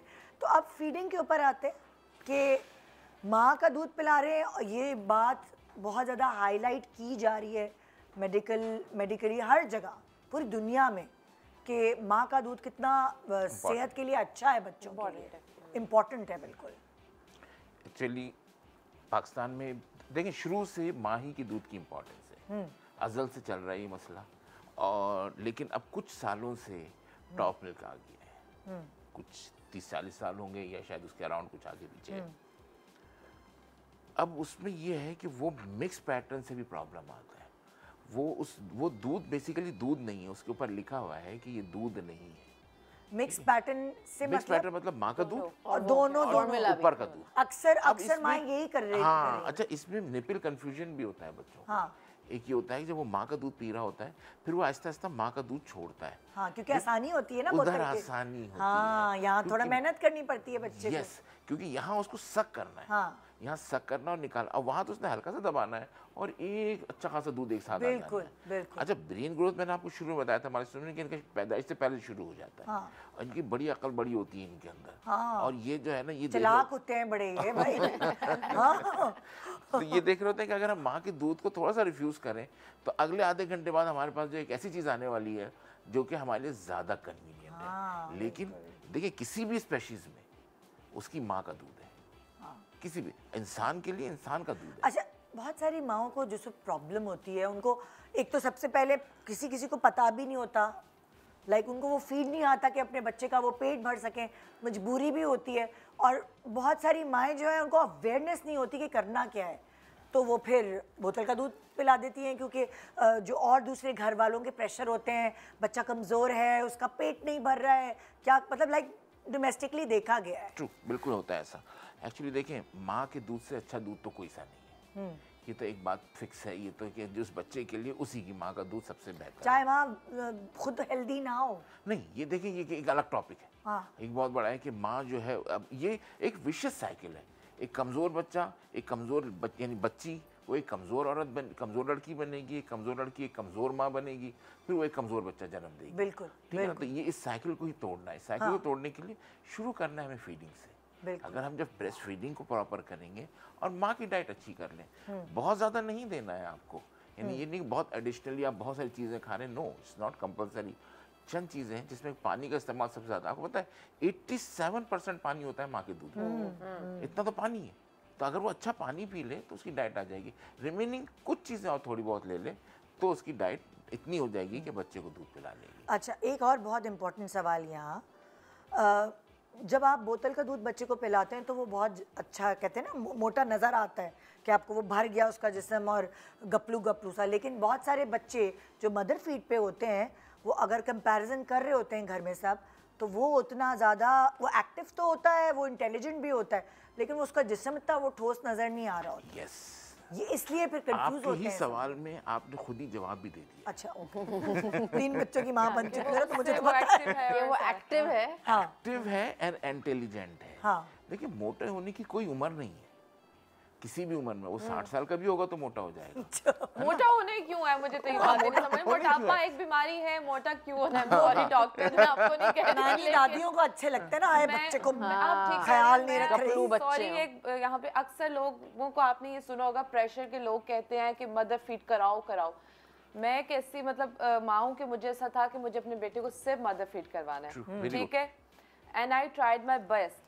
लेकिन आपके इर्द गिर्द के लोग आपका दिमाग इतना ज़्यादा ख़राब करते हैं कि भाई फीडर तो देना ही पड़ेगा, और अगर आप नहीं दोगे तो वो भूखा है, और फिर आपको एक फील आना शुरू हो जाती है कि शायद उस बच्चे को बेचारे को नहीं मिल रहा, he is crying again and again, तो शायद इस वजह से है, मैं उस पर कोई जुल्म कर रही मरियम, हूँ। ढीठ होना पड़ता है। मैंने अपने 2 बच्चों आपने को, बहुत अच्छा दुनिया किया। ने कुछ भी कहा, मेरे 2 बच्चों ने फीडर की शक्ल नहीं देखी। सेम पहले बच्चे में मुझसे गलती हुई, मैं लोगों की बातों में आ गई। मेरी वही हो गई है सेम मुझसे सेम। भी। पहला मेरा बेटा कुछ होगा, बिल्कुल। कुछ महीनों का ही था और मैंने उसको फीडर दे दिया। हाँ। और मुझे याद है ईद का टाइम था, हम लोग मिलने जा रहे थे हर जगह, तो वो फीडर कांस्टेंट जो है वो, हालांकि 2 थी मेरे पास, लेकिन वो फिर भी कुछ हो गई गड़बड़ और उसको हो गया उसका पेट खराब। और उस वक्त जो मुझे मॉम गिल्ट, मैंने कहा ये फीडर से हुआ, ये फीडर से, मैं उठा के सारी फीडर फेंकी, फॉर्मूला फेंका। मैंने कहा नहीं, जब तो अल्लाह ने इतने मुझे सारे ये वो चीज़ दी है तो ये ना पंप शुक्रापन है। और उसके बाद से वो बच्चा माशाल्लाह पूरा टाइम अपना जो होता है वो उसने फीड लिया मेरा। उसके बाद 2 बच्चे हुए, मैंने उनको फीडर दिखाया ही नहीं, मेरे घर में आया ही नहीं फीडर। और इसकी पूरी तैयारी करनी पड़ती है। लाइक पहले बच्चे में मैं बहुत वीक थी और मैं नहीं उसका पेट भर पा रही थी, तो फिर मैंने उसको बेचारे को इम्तिहान नहीं लिया। लेकिन नेक्स्ट जब मैं प्रेगनेंसी हुई मेरी नेक्स्ट बच्चे की, तो मैंने अपनी डाइट का बाकायदा वो ख्याल किया, न्यूट्रिशन से पूछ के कि मैं अपने बच्चे को कैसे फीड करवा सकूं, मैं ऐसा क्या खाऊं, मैंने वो टारगेट बना लिया। हाँ ठीक निदा आप कह रही हैं, लेकिन समटाइम्स पता नहीं कि हमें ऐसा लग रहा होता है कि हम इतने हेल्दी नहीं है शायद, या उसको इतनी फीड नहीं मिल रही हमें, मतलब हम तो देख तो नहीं सकते। हाँ, रोता है, रात योर को खाना feeling, This is actually our this feeling, is this your is what I'm feeling. saying, yeah. Actually दूध बनने के लिए 2 हार्मोन्स की जरूरत होती है, ऑक्सीटोसिन एंड प्रोलैक्टिन, ठीक है ना। ऑक्सीटोसिन जो है वो एक्सक्रीट करता है, प्रोलैक्टिन आपकी नेक्स्ट फीड बनाता है, और उसके लिए आपका रिलैक्स होना भी जरूरी है। अगर आप टेंशन में होंगे तो ये ब्रेन थोड़ी काम कर रही, तो yes. ये सारा काम important. आपकी यानी ब्रेस्ट से नहीं है, हाँ। ये हाइपोथैलेमस से ऊपर से आ रहा है। और अगर आप डॉक्टर साहब, ज्यादातर माओ को तो बेबी ब्लूज होते हैं, हाँ, तो वो आप तो स्ट्रेस में, डिप्रेशन स्ट्रेस में में होती होंगे है। तो आपको थोड़ी होगा ये, तो यानी ये दोनों चीजें देखनी है, सिर्फ डाइट नहीं देखनी है, सिर्फ वेट नहीं देखना है। आप देखें दुबली पतली माएँ होती हैं, वो फीड करा रही होती है बड़ा अच्छा, but they should be relaxed, mentally relax, ये सबसे इंपॉर्टेंट है। रिलैक्स होगी, फीड कराएगी, नॉर्मल डाइट लेगी, पानी ज़्यादा पिएगी। अच्छा, वो जो कुछ माएँ होती हैं कि वो उनको आता ही नहीं फीड, नहीं, तो ऐसा उसके नहीं हो सकता, different- ये ऐसा natural पॉसिबल नहीं है, reasons ऐसा कुछ पॉसिबल होती नहीं है। है। देखिए, बहुत ही रेयर चीज है ये, 1 in million की बात कर रही ये हैं आप। स्ट्रेस लेवल भी हो सकता है Yes, उनका, जिसकी yes, वजह से वो बिल्कुल हो सकता है। Postpartum देखिए, depression से भी postpartum हो डिप्रेशन है, रेक्टाइल निपल्स हैं, या कोई और इशू है, क्रैक निपल्स हैं, ये वो छोटी छोटी चीज़ें हैं जो बहुत इजीली हल भी हो जाती हैं और इनका मसला ख़त्म भी हो जाता है। लेकिन इसमें कंटिन्यू ब्रेस्ट फीडिंग करना था। अभी इन्होंने जॉन्डिस की बात की कि इनके बच्चे को, आपको पता है मदर फीड से भी कभी कभी हो जाता है, लेकिन उसका इलाज भी मदर फीड है। ऐसे के, अच्छा हाँ, उसका इलाज भी मदर फीड है। मदर फीड से कैसे जॉन्डिस हो वो सकता है? एक्चुअली हिमोलाइसिस होती है, हाँ। हिमोलाइसिस होती है तो उसमें होता है, तो ब्रेस्ट मिल्क जॉन्डिस कहलाता है, लेकिन उसका इलाज क्या है? वही है। ब्रेस्ट मिल्क छुड़वाना नहीं है। नहीं, और देना है। वो क्या कहते हैं डॉक्टर साहब, अक्सर कहते हैं कि नहीं आपका फीड खराब है, आप बच्चे को नहा दो, अक्सर मैंने हॉस्पिटल में ये सुना है। नहीं, हॉस्पिटल में नहीं सुनेंगे आप ये अम्माओं से सुनेंगी। Just couple of days back एक माँ मेरे पास आई कि नहीं डॉक्टर साहब मेरी सास ने मेरा दूध छुड़वा दिया है, वो उन्होंने मेरे दूध में एक चूंटा डाल दिया था, कोई जानवर वो मर गया। या तो बेसिकली देखिए, आप समझे इस बात को, आप कोई भी जानवर किसी लिक्विड में डाल देंगे वो मर जाएगा। उसने कहा तुम्हारा दूध जहरीला है, इसको बंद करो। या अल्लाह। तो ये डॉक्टर साहब, बहुत सारी familial है। मदर इन लॉज जो हैं वो ये पसंद नहीं करती, कि बहुत सारी करती है ज़्यादातर, कुछ कहती हैं कि नहीं बच्चा जो है वो फीड ना ले माँ का। हाँ जी, वो कहती है इसलिए ताकि जो बहू है वो काम करे। मदर इन लॉ चलो ये मरियम। चाहती हैं, सॉरी, आपकी ये जुमला वायरल। है कि आप जो हैं बच्चा पालना, मुझे ऐसा लगता है बच्चा पैदा करने से पहले आप सब बैठे और ये बात पहले डिसाइड करें कि उसको पालना सबसे बड़ा दुनिया का काम है। बिल्कुल। आप बच्चा पैदा करने के बाद मदर इन लॉज और इधर उधर के लोग कहते हैं हमने भी तो पाले थे ना, आप काम क्यों नहीं, आप औरत से बच्चा पालने के अलावा सब काम करा लें। आप उनसे कहें मेरा ये काम भी करना है, यहाँ भी जाना है, खाना भी बनाना है, घर को भी देखना है। बच्चा पालना और उसको फीड कराना एक पूरी जॉब है जिसकी एक सैलरी भी है हमारे मजहब में। ठीक है, आप बस जब बच्चा पैदा हो जाए औरत को तकरीबन 2 साल तो कुछ कोई छेड़े भूल जाओ। बस वही देखिए फिर अगली बात साइंस भी क्या कहती है कि मेंटली रिलैक्स करो उसको। Yes. जब आप रिलैक्स करेंगे तो फ्लो अच्छा होगा, फ्लो अच्छा होगा तो ग्रोथ अच्छी होगी। और फिर इनके सवाल वो ये जवाब कि फिर वो फिजिकली और मेंटली उसका IQ ये सब चीज़ें बेहतर होंगी। तो आने वाले वक्त के लिए पहली चीज़ जो है उसका प्रॉपर मिल्क है, जो मदर्स मिल्क है।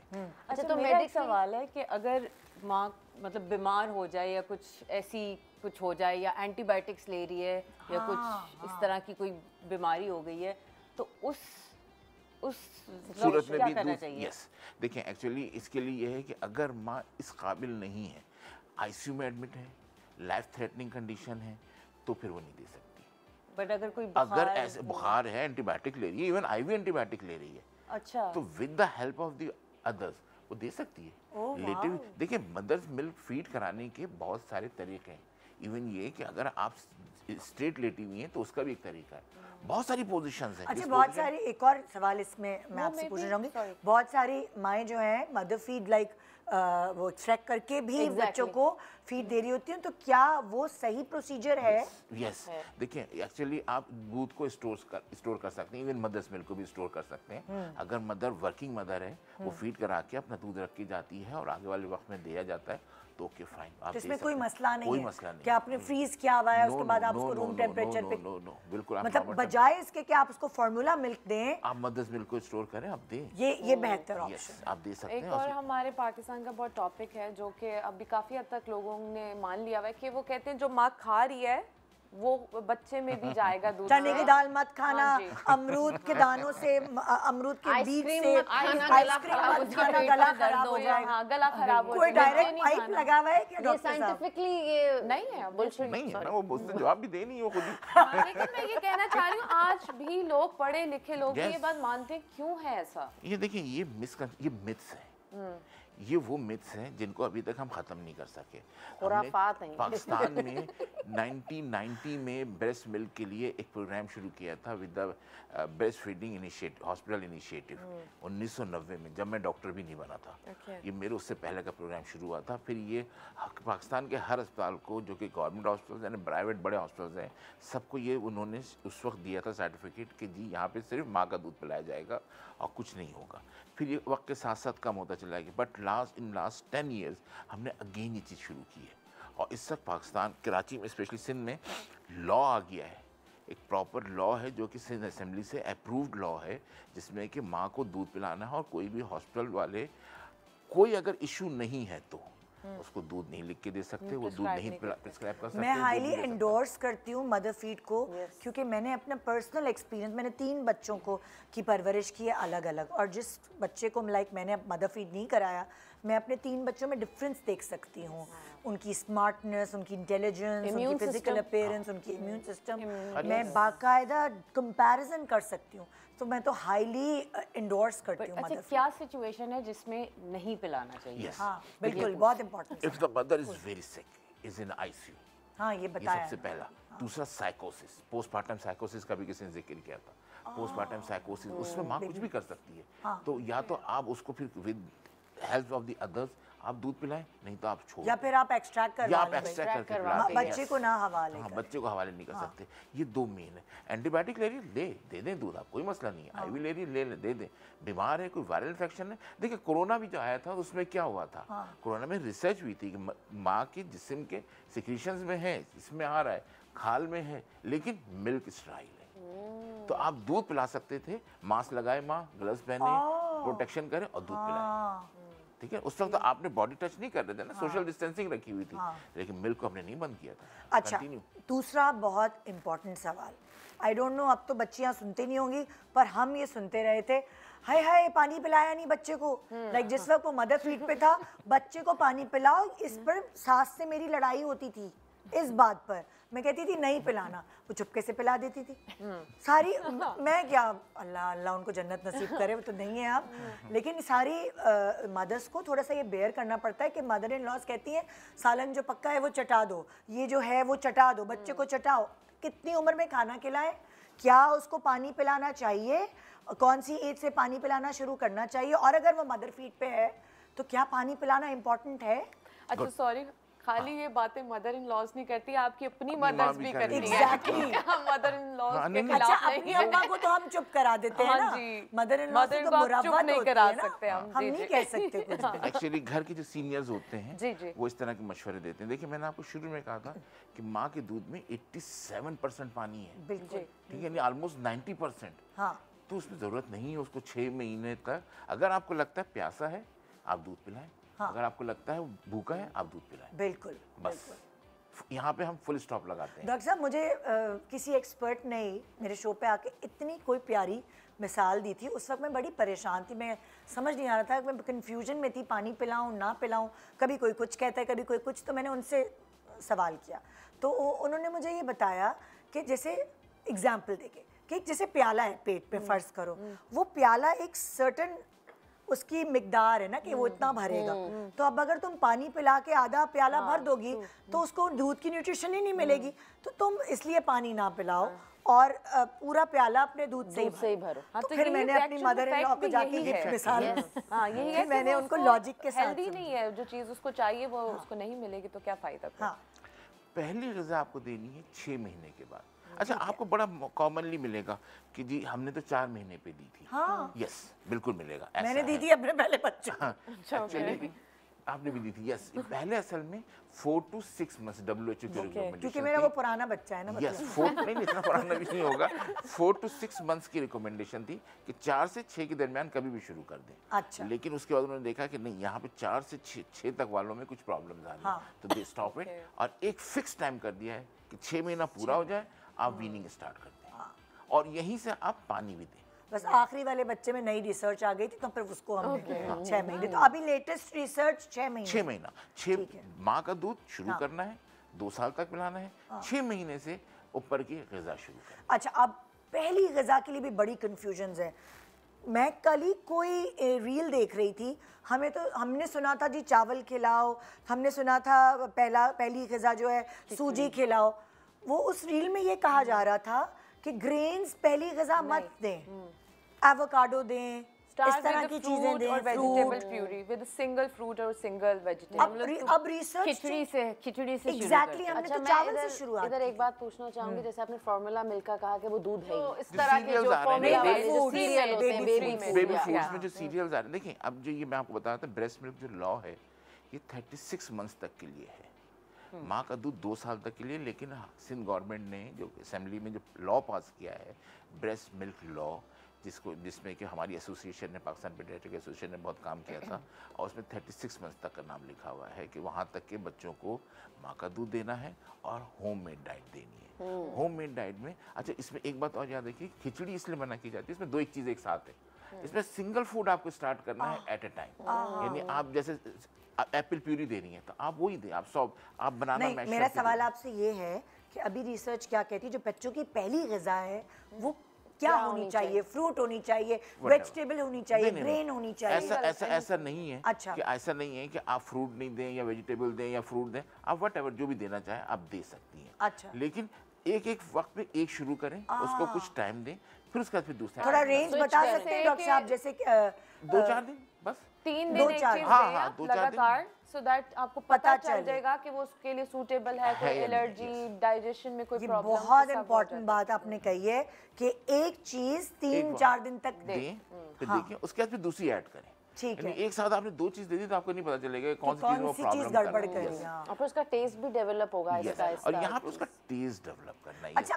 अब नई रिसर्च, मतलब लाइक जो पुराने वाले लोग नहीं मानते थे, सूजी में चीनियां भी मिला के दे रहे थे, वो कहते हैं नमक और चीनी नहीं देनी चाहिए। नहीं देनी, नहीं। कब तक? No additional salt and sugar. कब तक? कितने महीने? 6-9 महीने तक, और उसके बाद ग्रेजुअली शुरू करना है। साल पे जाके आपको थोड़ा सा ऐड। हम खुद तर्स खा रहे होते हैं कि हाय हाय बच्चे को कैसा हम खाना दे रहे हैं। मेरी अम्मा ने नहीं, किया ऐड था, हाँ। मैं थोड़ी देर को छोड़ के गई थी और मैंने उसको चीनी बिल्कुल कुछ भी नहीं की। मैं अगर टेस्ट ही नहीं डेवलप होगा तो पता ही जब नहीं तक चलेगा। रोक सकती हूँ, हाँ। रुकी रहूँ।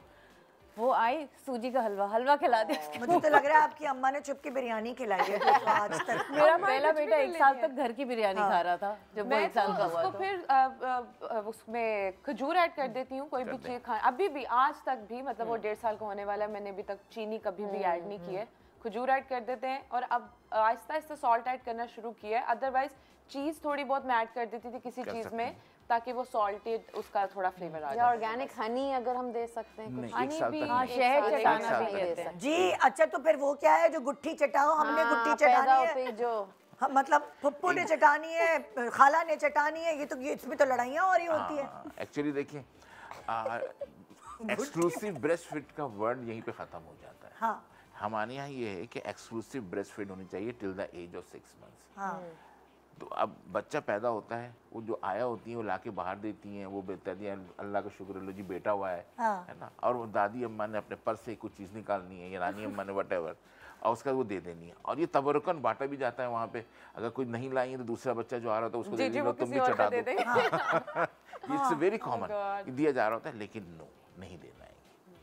और ये कहा जा रहा था जो गुट्टी चटाएगा उसी के जैसे बच्चा हो जाएगा। अच्छा, ये इसकी और रीजन मतलब भी penalty है लगनी particular चाहिए। जो लोगों को ये मीट बताने भी की मना जरूरी है। एक ब्रेक के बाद हम इसे कंटिन्यू करते हैं, बहुत इंपॉर्टेंट डिस्कशन हो रही है, ससुराल वाले माइंड ना करें। Good morning Pakistan.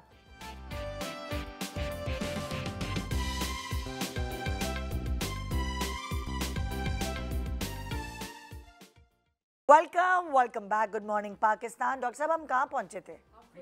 Mother feed अच्छा, अच्छा, एक बातें कर रहे थे। फूड और सॉल्ट एंड शुगर पे हमने बात करनी है कि कर कब ली। से बच्चों को देनी है, लेकिन उससे पहले एक बड़ी इंपॉर्टेंट चीज़ हम बताना चाहेंगे कि जैसे हमने बात की थी फनक्लूजन के ऊपर, और इन्होंने अभी ये बताया कि वो माएँ जिनके बच्चे ऑटिस्टिक हैं वो अपने बच्चों को इधर छोड़ के भी जा सकते हैं कुछ घंटे के लिए। बिल्कुल। आप बता रही थी ना कि जी। ईद की शॉपिंग पे जाना था एक कपल ने। जी। क्यूट ना? क्योंकि वहाँ पे शुरू में जब मैंने शुरू किया था तो मैं कहती थी पेरेंट्स रुकें, हाँ। लेकिन अब मैं कहती हूँ जाएं, बिकॉज उनको कोई रिलीफ मिले। बिकॉज स्पेशल नीड्स पेरेंट्स जो होते हैं उनको कोई रिलीफ नहीं मिलता। उनका 24 घंटे का चलता रहता है हाँ। और ज़्यादा केयर चाहिए There's होती no है। सुने break है There's कहाँ no break. फनक्लूजन? फनक्लूजन है मेन खयाबान शहर पे, बिल्कुल मेन खयाबान शहर पे, और बाहर स्टिकर लगा हुआ है, ब्लैक ग्लास बिल्डिंग और है। कितना अरसा हुआ है? अभी तो 1 साल भी नहीं हुआ। ओके, तो लोगों को इसका मतलब पता हाँ, चल रहा है आहिस्ता कोशिश आहिस्ता। कर रही हूँ कि पता और हमारे चले शो के लोगों थ्रू को। हम चाह रहे कि अवेयरनेस फैले, क्योंकि मैंने खुद किसी माँ को कहते हुए सुना था कि ये जो नॉर्मल फूड एरिया होते हैं ना, जहाँ प्ले एरिया बने होते हैं, वहाँ हमारे बच्चे नहीं जा सकते, तो क्या हमारे बच्चों को, और किसी ने लिखा हुआ था बल्कि पोस्ट डाली हुई थी कि हमारे बच्चे किधर जाएं। और वो आई थी फिर कंक्लूजन। मैंने उन्हीं की पोस्ट देखी थी वो और आई मुझे थी। कहने लगी कि मुझे अंदर नहीं जाने दिया प्ले एरिया में, मेरे बच्चों को रोक दिया गया, और मेरे हम अपने बच्चों को कहाँ लेके जाएं। सो उनके बच्चों के लिए ही इन्होंने और आई थी और उनका Conclusion बच्चा खोला। बहुत खुश था और वो 1.5 घंटा वहाँ पे आराम से खेला। और उन्होंने कहा कि ये मुझे छोड़ के नहीं जाता कभी, मेरे साथ साथ चिपका होता है। हाँ। वो अरब घूम रहा था, पूरे उसमें घूम रहा था आराम से। तो That's एक so- कपल आया, उन्होंने कहा देखिए कि अल्लाह ताला ने आपको जो एक कहते हैं ना कि एक जिम्मेदारी समझे दी है, तो आप दूसरी माओं को हील कर रही हैं बेसिकली। एक कपल आया, उन्होंने कहा कि हमें ईद की शॉपिंग जाना है। हाँ। तो हमने कहा अच्छा, तो हमारी टाइमिंग्स 12 to 7 है, हाँ। लेकिन कभी इस तरह हो तो हम फिर एक्सटेंड कर देते हैं। एक को शादी में जाना था, हाँ। तो उन्होंने कहा कि अब वो इन्वायरमेंट जो है इस बच्चे के लिए बहुत ज़्यादा है, वो नहीं ले सकता। तो उन्होंने कहा उसको यहाँ रहना पसंद है, तो यहाँ आ गया। एक है जो बर्थडे पे क्या चाहिए, conclusion. This is so sweet. So everything is for a reason. हाँ। अगर आपके साथ ऐसा हुआ तो आप इतना मतलब कैसे सोचता? आप में empathy आ गई दस साल So you सारी are बात helping की। people माओं out के लिए that- और अल्लाह आपने- ने जरिया बना दिया आपको बिल्कुल दूसरी माओं के बिल्कुल लिए। बिल्कुल ये बात है जी। डॉक्टर साहब हम आते हैं अब सबसे पहले हम चीनी और नमक की बात कर रहे थे, तो कब से आप कहते हैं कि अच्छा जी अब उनको कुछ 1 साल के बाद से। 1 साल के बाद? 1 साल तक आप उनको नेचुरल पे रखें जो भी है। हाँ। क्योंकि हर फूड में उसका अपना होता है मौजूद, सॉल्ट मौजूद है। ठीक आप उतना ही सॉल्ट दें, उससे ज़्यादा की उसको ज़रूरत नहीं है, सही। क्योंकि उसकी बॉडी अभी इमेच्योर है, वो अभी उसको एक्सक्रीट नहीं कर पाएगी, हाँ। या यूटिलाइज नहीं कर पाएगी, तो आपको एडिशनल नहीं डालना है। गोश्त वगैरह कब से देना शुरू करना ये भी चाहिए? आप 9 महीने 10 महीने के बाद से आप ऐड कर सकते हैं। ठीक है। इनिशियली आपको जो शुरू करना है वो 2 फ्रूट से एंड वेजिटेबल से। फिर अच्छा। हमारे ये ट्रेडिशनल चीज़ें हैं, कुछ जैसे खिचड़ी है, वो आप दे सकते हैं, लेकिन वो भी 9 महीने के बाद से अगर दें तो और that's हम good। सबसे पहले ही दे देते हैं उठा के। वो लेकिन दे देते हैं, दे सकते हैं, मना नहीं है, मना नहीं है, लेकिन अगर आप ना दे तो सेफली अगर आप जाए, हमारे तो चीनी भी पहले खाने में डाल दी जाती है। अच्छा, वो अंडे को भी लेके बहुत सारे लोग डरते हैं। नहीं, दे हमने सकते हैं। तो कच्चा अंडा पिला देते हैं। नहीं, वो कच्चा क्या है, अंडा- ये तो कच्चा गलत है अंडा ना? तो ना गलत है, कच्चा अंडा नहीं देना। हाँ एग्जैक्टली। हाँ, कच्चा अंडा तो लेकिन दिया जाता है, यस ट्रू, कच्चा अंडा दिया जाता है, लेकिन कच्चा अंडा नहीं देना है। आप हाफ बॉयल दे सकते हैं, आप दे दें। आप अच्छा, जब वो मोशन लगते तो अक्सर सफेदी जो है उसको बहुत सारा बहुत अच्छी- फेंट के yes, वो दे वो सकते देते हैं, वो सही है? वो सही है, वो सही है, क्योंकि लेकिन थोड़ा ये है कि जरासीम boil एग करके- यॉक में होते हैं नहीं शायद। नहीं, एग यॉक में है, एग यॉक थोड़ा सा मुश्किल से डाइजेस्ट होता है, हाँ। क्योंकि सारी जो है ना कोलेस्ट्रॉल वगैरह उधर ही है। अक्सर यहाँ- मोशंस में मैंने अपनी अम्मी को देखा था, उन्होंने यही मुझे टोटका बताया था कि वो सफेदी निकालती थी और फेंटती थी और वो बच्चे को पिलाती थी। अच्छा, मोशन नहीं, रोकने कच्चा के नहीं लिए। देना है, मोशन रोकने के लिए तो नहीं देते हैं, लेकिन ये है कि हाँ एग वाइट दे सकते हैं आप, egg white is easily digestible. But इस सही कि कच्चा नहीं देना। कच्चा नहीं देना, वो तो कच्चा नहीं फेंट के देना। कच्चा दे रही थी आप। नहीं, वो तो फेंट के वो तो कच्चा ही कच्चा दे- देते हैं। नहीं, जैसे कच्चा फ्लफी नहीं हो देना। ये जाता है। टोटका है, फ्लफी हो जाता है अल्लाह वो। जाने ये नहीं, ये सही नहीं है, नहीं नहीं नहीं, हमने कभी ऐसा मेडिकली एडवाइस नहीं किया कि कच्चे अंडे को क्योंकि दस सारी सेपरेट बड़ी करके- बुजुर्ग इसी तरह करती हैं। कच्चा अंडा बिल्कुल फ्लफी स्पंज की तरह बन जाता है पेट पेट के, और वो फिर उसको बच्चे को चटाते हैं, खिलाते हैं। आपने भी अच्छा नहीं, एक्सपीरियंस ऐसा किया? ऐसा ऐसा है नहीं। और ही ना हो जाए मुझे। अच्छा, सागुदाना भी देते हैं। बिल्कुल दे सकती हैं, दैट्स वेरी गुड, अच्छी चीज़ है, बिल्कुल दे मैं सही थी, वो मैंने वो दिया है वो। लेकिन उससे हमारे बच्चा यहाँ वही गोलू भी फिर हो जाएगा। अगर कुछ मिथ्स हैं खाने में, जैसे आप सागुदाना सर्दी में बोल दें किसी को खिलाने के लिए, माँ बोली डॉक्टर साहब सागुदाना सर्दी में दें, केला आप सर्दी में बोल दें, वो नहीं देगी, नहीं खिलाएगी। Yoghurt is a very good diet. कहते हैं केला अगर सर्दी में तो उसकी तासीर ठंडी होती है, वो बलगम जमा कर देगा, ये कहा जाता है। सारे बड़े बुजुर्ग एक वीडियो आई थी, लोग कह रहे थे लोगों को केले से क्या नफरत है, हर चीज में हर बीमारी में कहेंगे रेशा हो गया, गला खराब हो गया, कुछ भी हो गया, केला आप मत दे। तो they like these are the basically myths, basically myths। जैसे अभी शुरू में कोई बात हो रही थी कि माँ कुछ खाएगी तो बच्चे को हो जाएगा, तो नहीं, ऐसा नहीं है। माँ हर चीज खा सकती है, माँ को कोई चीज मना नहीं है। हाँ। साइंस ने कोई चीज ऐसी नहीं बोली है कि अगर आप माँ छोले खा लेगी तो बच्चे को मोशन लग जाएंगे, ठीक है, या माँ केला खा लेगी या आइसक्रीम खा लेगी तो बच्चे का गला खराब हो जाएगा, उसको सीना खराब हो जाएगा, उसको पसलियाँ चलने लगेंगी। नो, ऐसी कोई चीज़ नहीं है। माँ हर चीज़, माँ को आप खिलाएं दें, माँ को आप डाइट दें, रिलैक्स रखें। अब आप उसकी हर चीज़ बंद कर देंगे तो फिर कैसे वो फीड कराएगी बेचारी। अच्छा, इससे पहले कि अभी कुछ खाने के लिए पूछना है, दांत उड़े तब बच्चा खाना छोड़ देता है, पतले हो जाते हैं, दांत निकलने का दर्द होता है, अच्छा खासा चल रही होती है ज़िंदगी, वो दांतों का प्रेशर आता है, फिर बच्चा कभी इधर मुंह में कभी उधर मुंह में चीज़, मोशन लग गए, तो इसके लिए क्या करें भाई? एक्चुअली देखिए, हमारे यहाँ एक चीज़ और, ये अगेन मिथ है कि उस एज में, यानी 9 महीने के बाद से जब बच्चा टीथिंग पे आता है तो दुनिया की हर बीमारी उसको जो हो रही होती है उसको हम लगा देते हैं कि ये दांत से। उसको नमूनिया भी अगर होता है तो माँ कहती है डॉक्टर साहब दांत से तो नहीं है। अब नमूनिया का दांत से क्या ताल्लुक है, लेकिन वो अब उनको समझाना पड़ता है। एक्चुअली होता क्या है कि टीथिंग इज द प्रोसेस। हाँ। इसमें जितने गम्स हैं ये सोइल तो होते हैं, सोइल होता है, और जब एरप्शन होती है तो पेनफुल होता है और इचिंग होती है। इचिंग में वो बच्चा क्या करता है, कोई भी चीज़ उसके हाथ में हो, इवन हाथ अपना हो, वो मुंह में डालता है, उसको चबाता है। अगर ये साफ़ नहीं है या वो चीज़ साफ़ नहीं है तो that can cause some GI problem, पेट में मसला हो जाएगा उसका, हो सकता है वॉमिटिंग हो जाए, हो सकता है मोशन लग जाए। जैसे बाज़ ख़वातीन आते हैं और कहते हैं डॉक्टर साहब इसके जब दांत निकले मोशनों में ही निकले, तो ओके फाइन, ऐसा हो सकता है, इट्स पॉसिबल कि बच्चे ने कोई चीज़ ले ली वो मुंह में डाली, क्योंकि इचिंग टाइम है अभी उसका, और ये टाइम उसका चलेगा, ये 30 महीने तक ये चलेगा, इन तक में 2.5 साल तक। डॉक्टर साहब, बहुत सारी मिथ होती हैं कि एक वो कॉपर की कोई हार्ड टाइप चीज़ मिलती है, वो बच्चे को टच हो कॉपर या कुछ, सीरियसली मैं बता रही हूँ सच्ची में, सही कह रही हैं, सदर में कोई है, ये मुझे भी किसी ने हाँ, मशवरा वो दिया था। कॉपर बच्चे को टच होता मुझे है बहुत- तो उससे उसको आराम आता है दर्द में, ये सही है? नहीं, ऐसा कुछ भी नहीं, कुछ अच्छा, नहीं फिर करना। सुहागा, जिस्मी मोती सुहागा होता है। होता है जो वाइट वाइट सुहागा, आप देखिए- उसको फुला के शहद में मिला के बच्चे के मसूड़ों पे लगाएं तो वो आई गेस वो सुन हो जाते हैं, तो उसको शायद दर्द नहीं होता। हो सकता है ऐसा होता, आई डोंट नो। टोटका बताते हैं।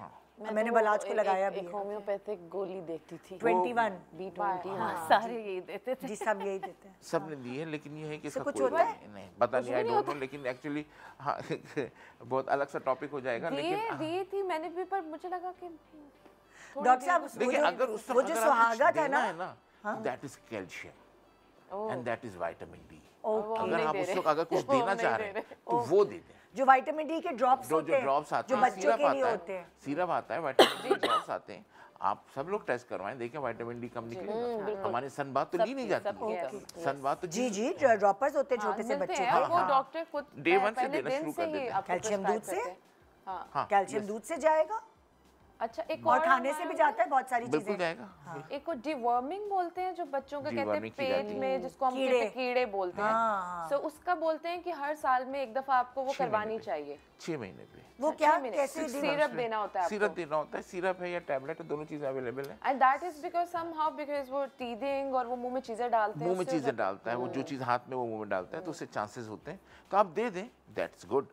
ना दें तो भी कहते कोई हैं ज्यादा मीठा खाने से भी कीड़े हो जाते हैं नहीं पेट नहीं में। नहीं नहीं ना ऐसे मीठा ये कहते थे ताकि हम लोग ना मीठा खाएं, हमें डराने के लिए। हमें कहते थे कि पेट में कीड़े हो जाएंगे और चूंटे काटेंगे अगर मीठा खाया। हाँ, बच्चों को अक्सर हो जाते हैं और वो बड़ी उनके लिए इरिटेटिंग सी वो हो जाती है चीज, बट मतलब ऐसे ही कहते हैं कि आपको दे देना चाहिए साल में एक 6 बार। मंथ्स पे आप दे सकते हैं, आप देना चाहें तो दे दें, उसका कोई साइड इफेक्ट कोई प्रॉब्लम नहीं हमने है। तो बचपन में हमें कचूर खिलाया दही में मिला मिला के पेट की कीड़ों की वजह से। अच्छा। मुझे तो यही याद है। कचूर क्या? कचूर एक पता नहीं पाउडर होता है, क्या होता है, उससे पेट साफ हो जाता है सारा।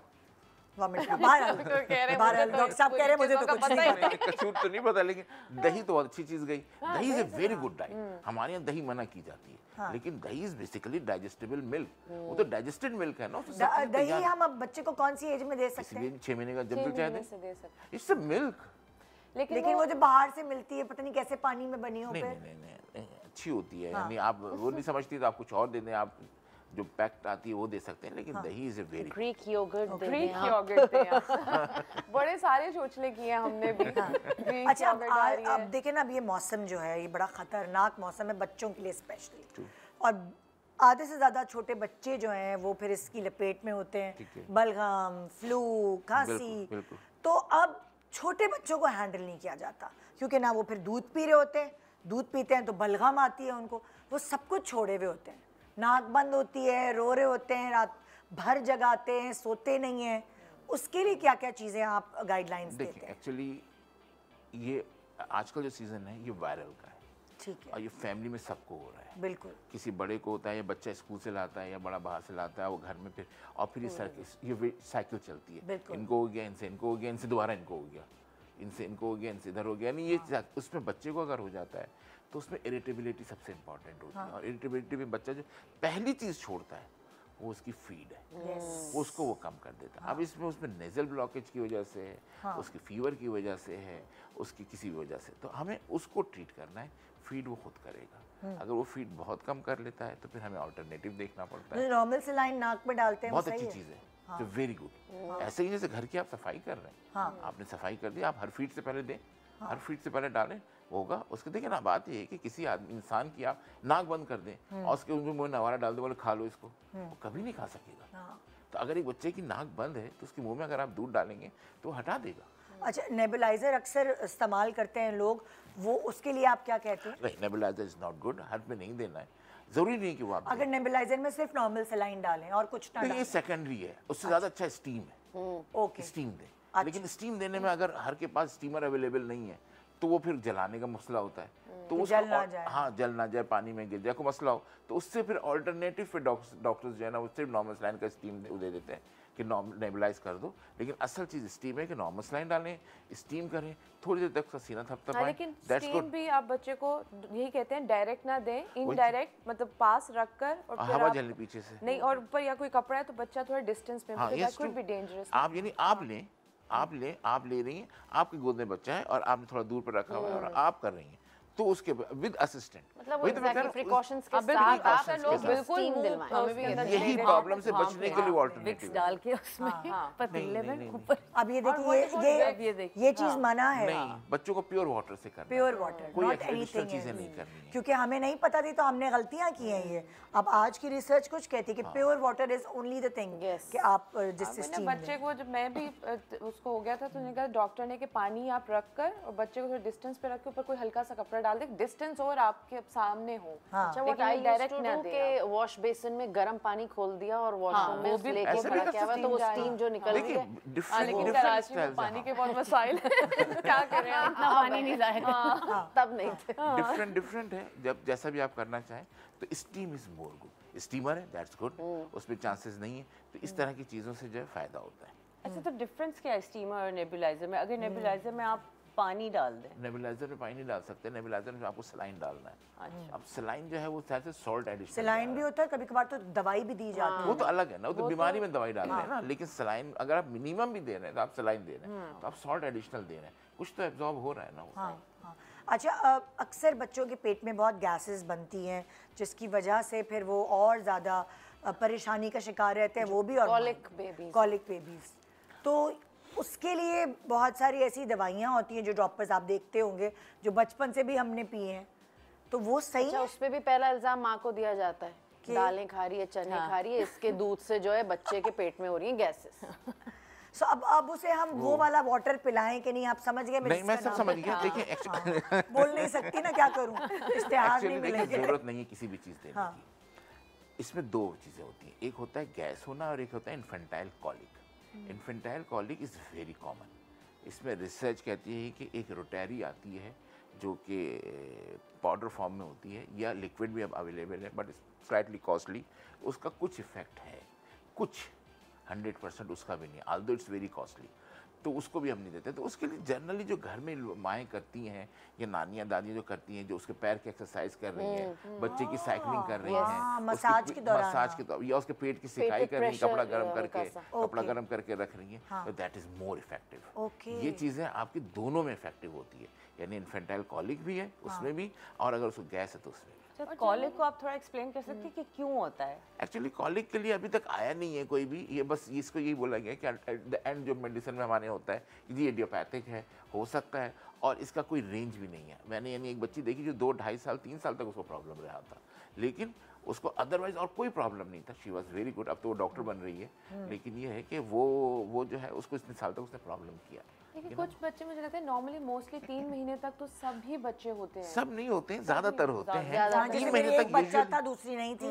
मतलब थोड़ा बहुत तो होते हैं, हाँ, यानी नहीं। दूध फेंकना और ये वो, हम उस पे भी डर जाते दूध हैं कि फेंकना तो बच्चे कहते हैं कि वो जो दूध जो दही बन के निकलता है वो Okay. हेल्दी निशानी है, ये सही है क्या? हाँ, हेल्दी निशानी का तो खैर बड़े नहीं कह सकते, बुजुर्ग बड़े कहते माशाल्लाह, हैं, लेकिन उनकी एक्चुअली अपनी होता है बातें। कि बच्चा जब डेकार लेता है ना, तो जो एसोफेगस में पड़ा हुआ है ये वो फेंक देता है, ओके, स्टमक वाला सारा ले जाता तो है वो इसीलिए बेचारे हेल्दी कह रहे होंगे कि उससे तो हाँ, निकल उसने आएगा। अपना सफाई कर एक्स्ट्रा दिया वो उसने। निकल आया है। हाँ, जो एक्स्ट्रा जो सफाई कर दी उसने वो निकाल दिया। क्योंकि मुझे बड़ी खुशी थी मेरे बच्चे ने ओ दही पे की है, वाह। ये भी अब आप सच्ची। कहती होंगे एक माइलस्टोन अचीव कर लिया मैंने। एक छोटे से ब्रेक के बाद देखते रहिए गुड मॉर्निंग पाकिस्तान।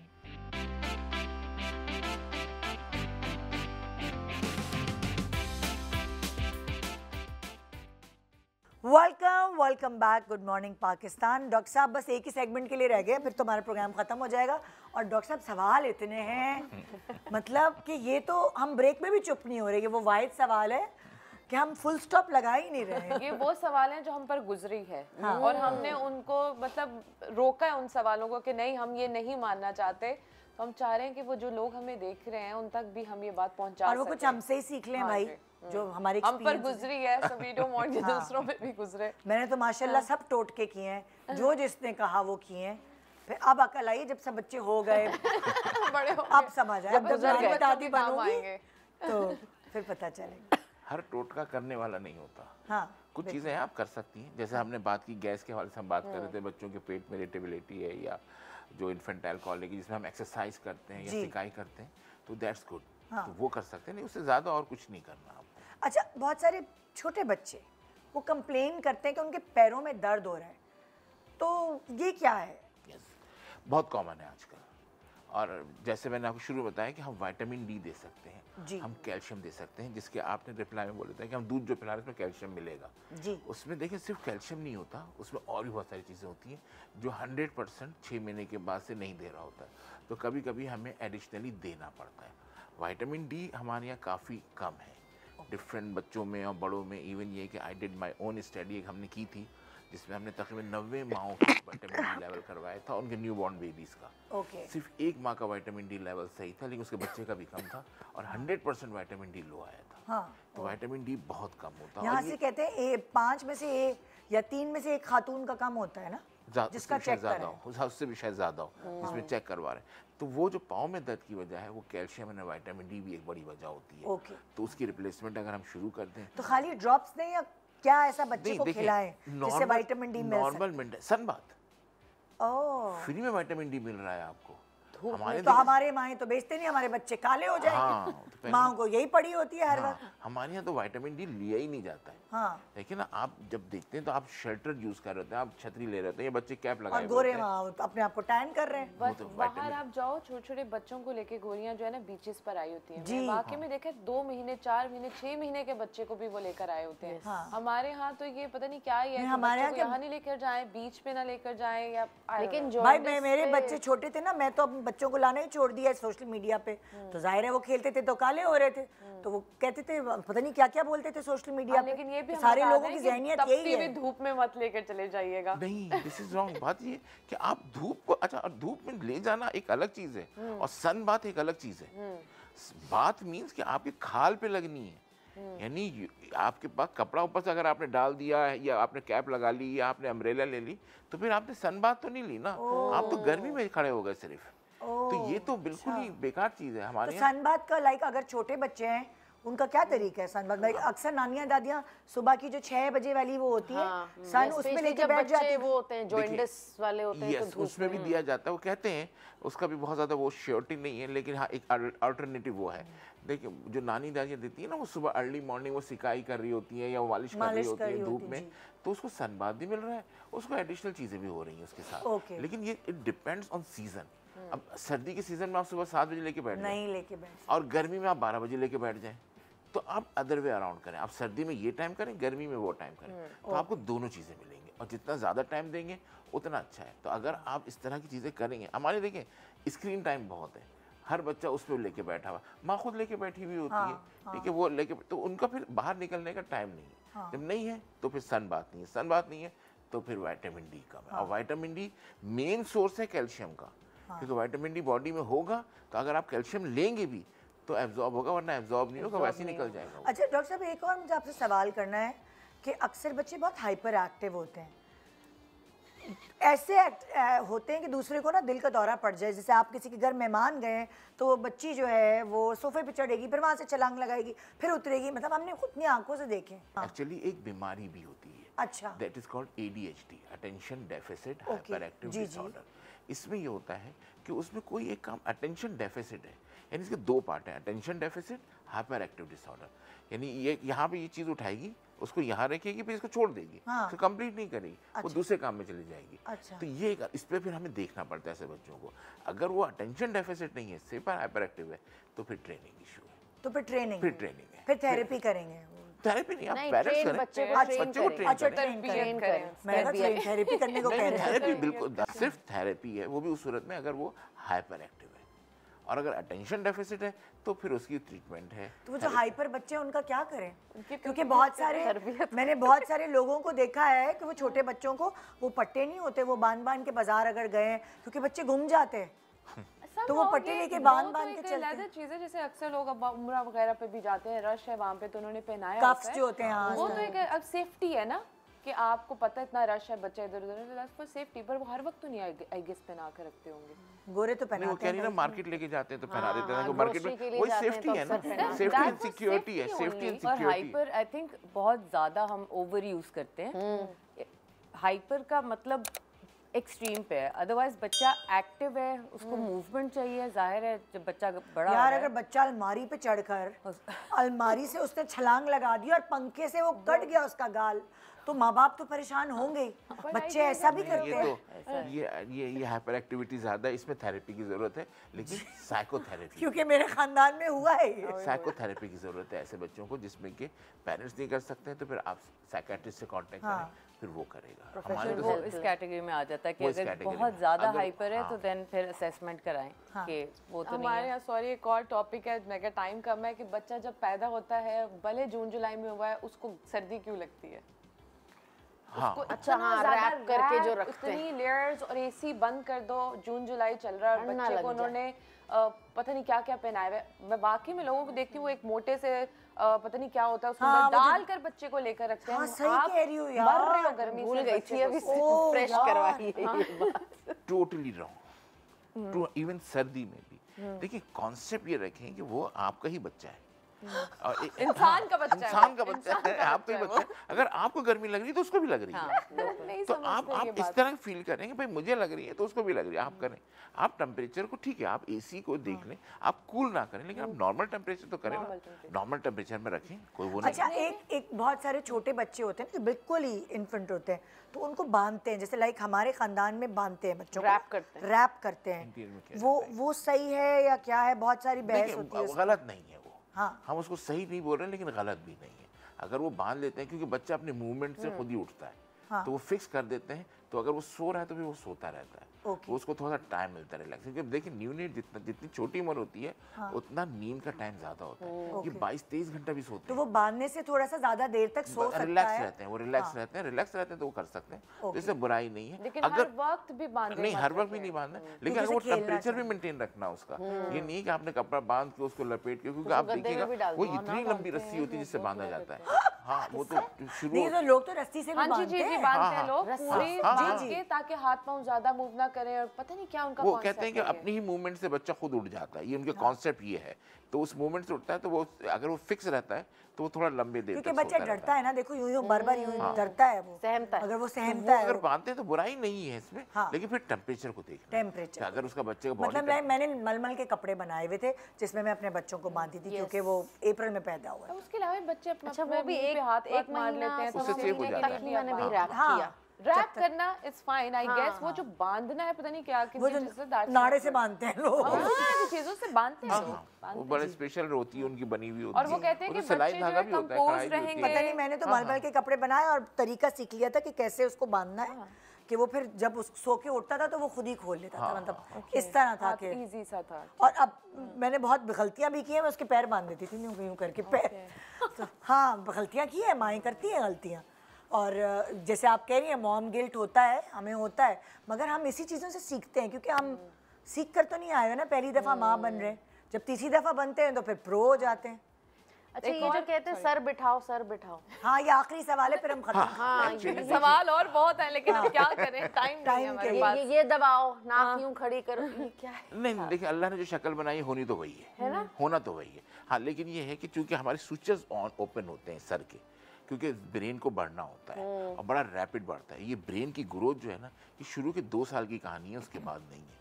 तो उस टाइम में बड़ा रैपिड ग्रोथ करता है। तो उस रैपिड ग्रोथ के लिए अल्लाह ताला की तरफ से कुदरत से है कि ये सर की एक हड्डी नहीं होती है, ये 5-6 होती है, और उनके बीच में डिस्टेंस होता है, इतना इतना डिस्टेंस होता है। जैसे यहाँ पे एक तालू खुला हुआ होता है, that is the distance, actually distance. ये ब्रेन को बढ़ने के लिए अल्लाह ने जगह रखी हुई है। जब ये ब्रेन अपने साइज से पहुंच जाता है तो फिर ये बंद होना शुरू होता है। तो अगर आप इसको किसी शेप में करना चाहें तो आप शेप चेंज कर सकते क्योंकि वो हैं। बेसिकली फिजिकल अपीयरेंस अच्छी लगती है अगर सर बैठा हुआ हो। ये होता तो है कि वो इसलिए- इसलिए भी मना करते हैं कि बच्चे की किसी एक साइड ज्यादा अगर आपने लेटा दिया, टेढ़ा हो बैठ जाएगा ना फिर। जाए, वो हाँ, टेढ़ा हो हाँ, जाए, तो फिक्स उसको आप चेंज करते रहो। शेप, हाँ, वो आप शेप चेंज हो सकता है, लेकिन आपको ब्रेन ग्रोथ करने के लिए टाइम देना है। और ये शुरू की देर तो से फिर 2 वो साल जो तक। नाक घिसड़ घिसड़ के मोटी नाक को पतला करते हैं और माएँ तड़प रही होती हैं और दादियाँ या नानियाँ ये करती हैं, तो नाक नहीं पतली होगी, नहीं, मोटी ऐसा है नहीं। तो वो जो है रहेगी। शेप माँ तो बाप अल्लाह ने नहीं बना जाएगी। दिया आपका। हाँ, तो वो तो जेनेटिक है, वो मतलब genetic, वो जो अगर बन गया है प्लीज वो। खुदा के बाप लिए की मोटी नाक है तो बच्चों बच्चे की क्योंकि मैंने देखा है बच्चों की गर्दन लंबी करने के लिए उनको यूं लटकाते भी हैं कि गर्दन लंबी हो, सो प्लीज ये जो अभी ये सब सब नहीं कर करना। रहे हैं नहीं बुजुर्ग करना, सबको यही Please बोलते ऐसा नहीं हैं, करिए। सुरमे मत नहीं डालें, करना। ये मत करें, वो ना करें, सुरमा- लोग नहीं सुनते। सुरमा टोटली गलत है, सुन ले नहीं जरा डालना है, प्लीज सुन ले सुरमा डॉक्टर नहीं साहब की डालना बात है, ठीक है ना। उसकी आँख देखिए, आप दिखा रहे हैं कि उसकी आँख बड़ी लग रही है, तो अल्लाह ताला ने जो बनाई है, आँख एक वो चीज है जो आप जितने पैदा होंगे उतने वही साइज रहता है बड़े होते देखो तक। लोग समझते हैं कि सुरमे से आंख कटती है और बड़ी होती है नहीं होता ऐसे।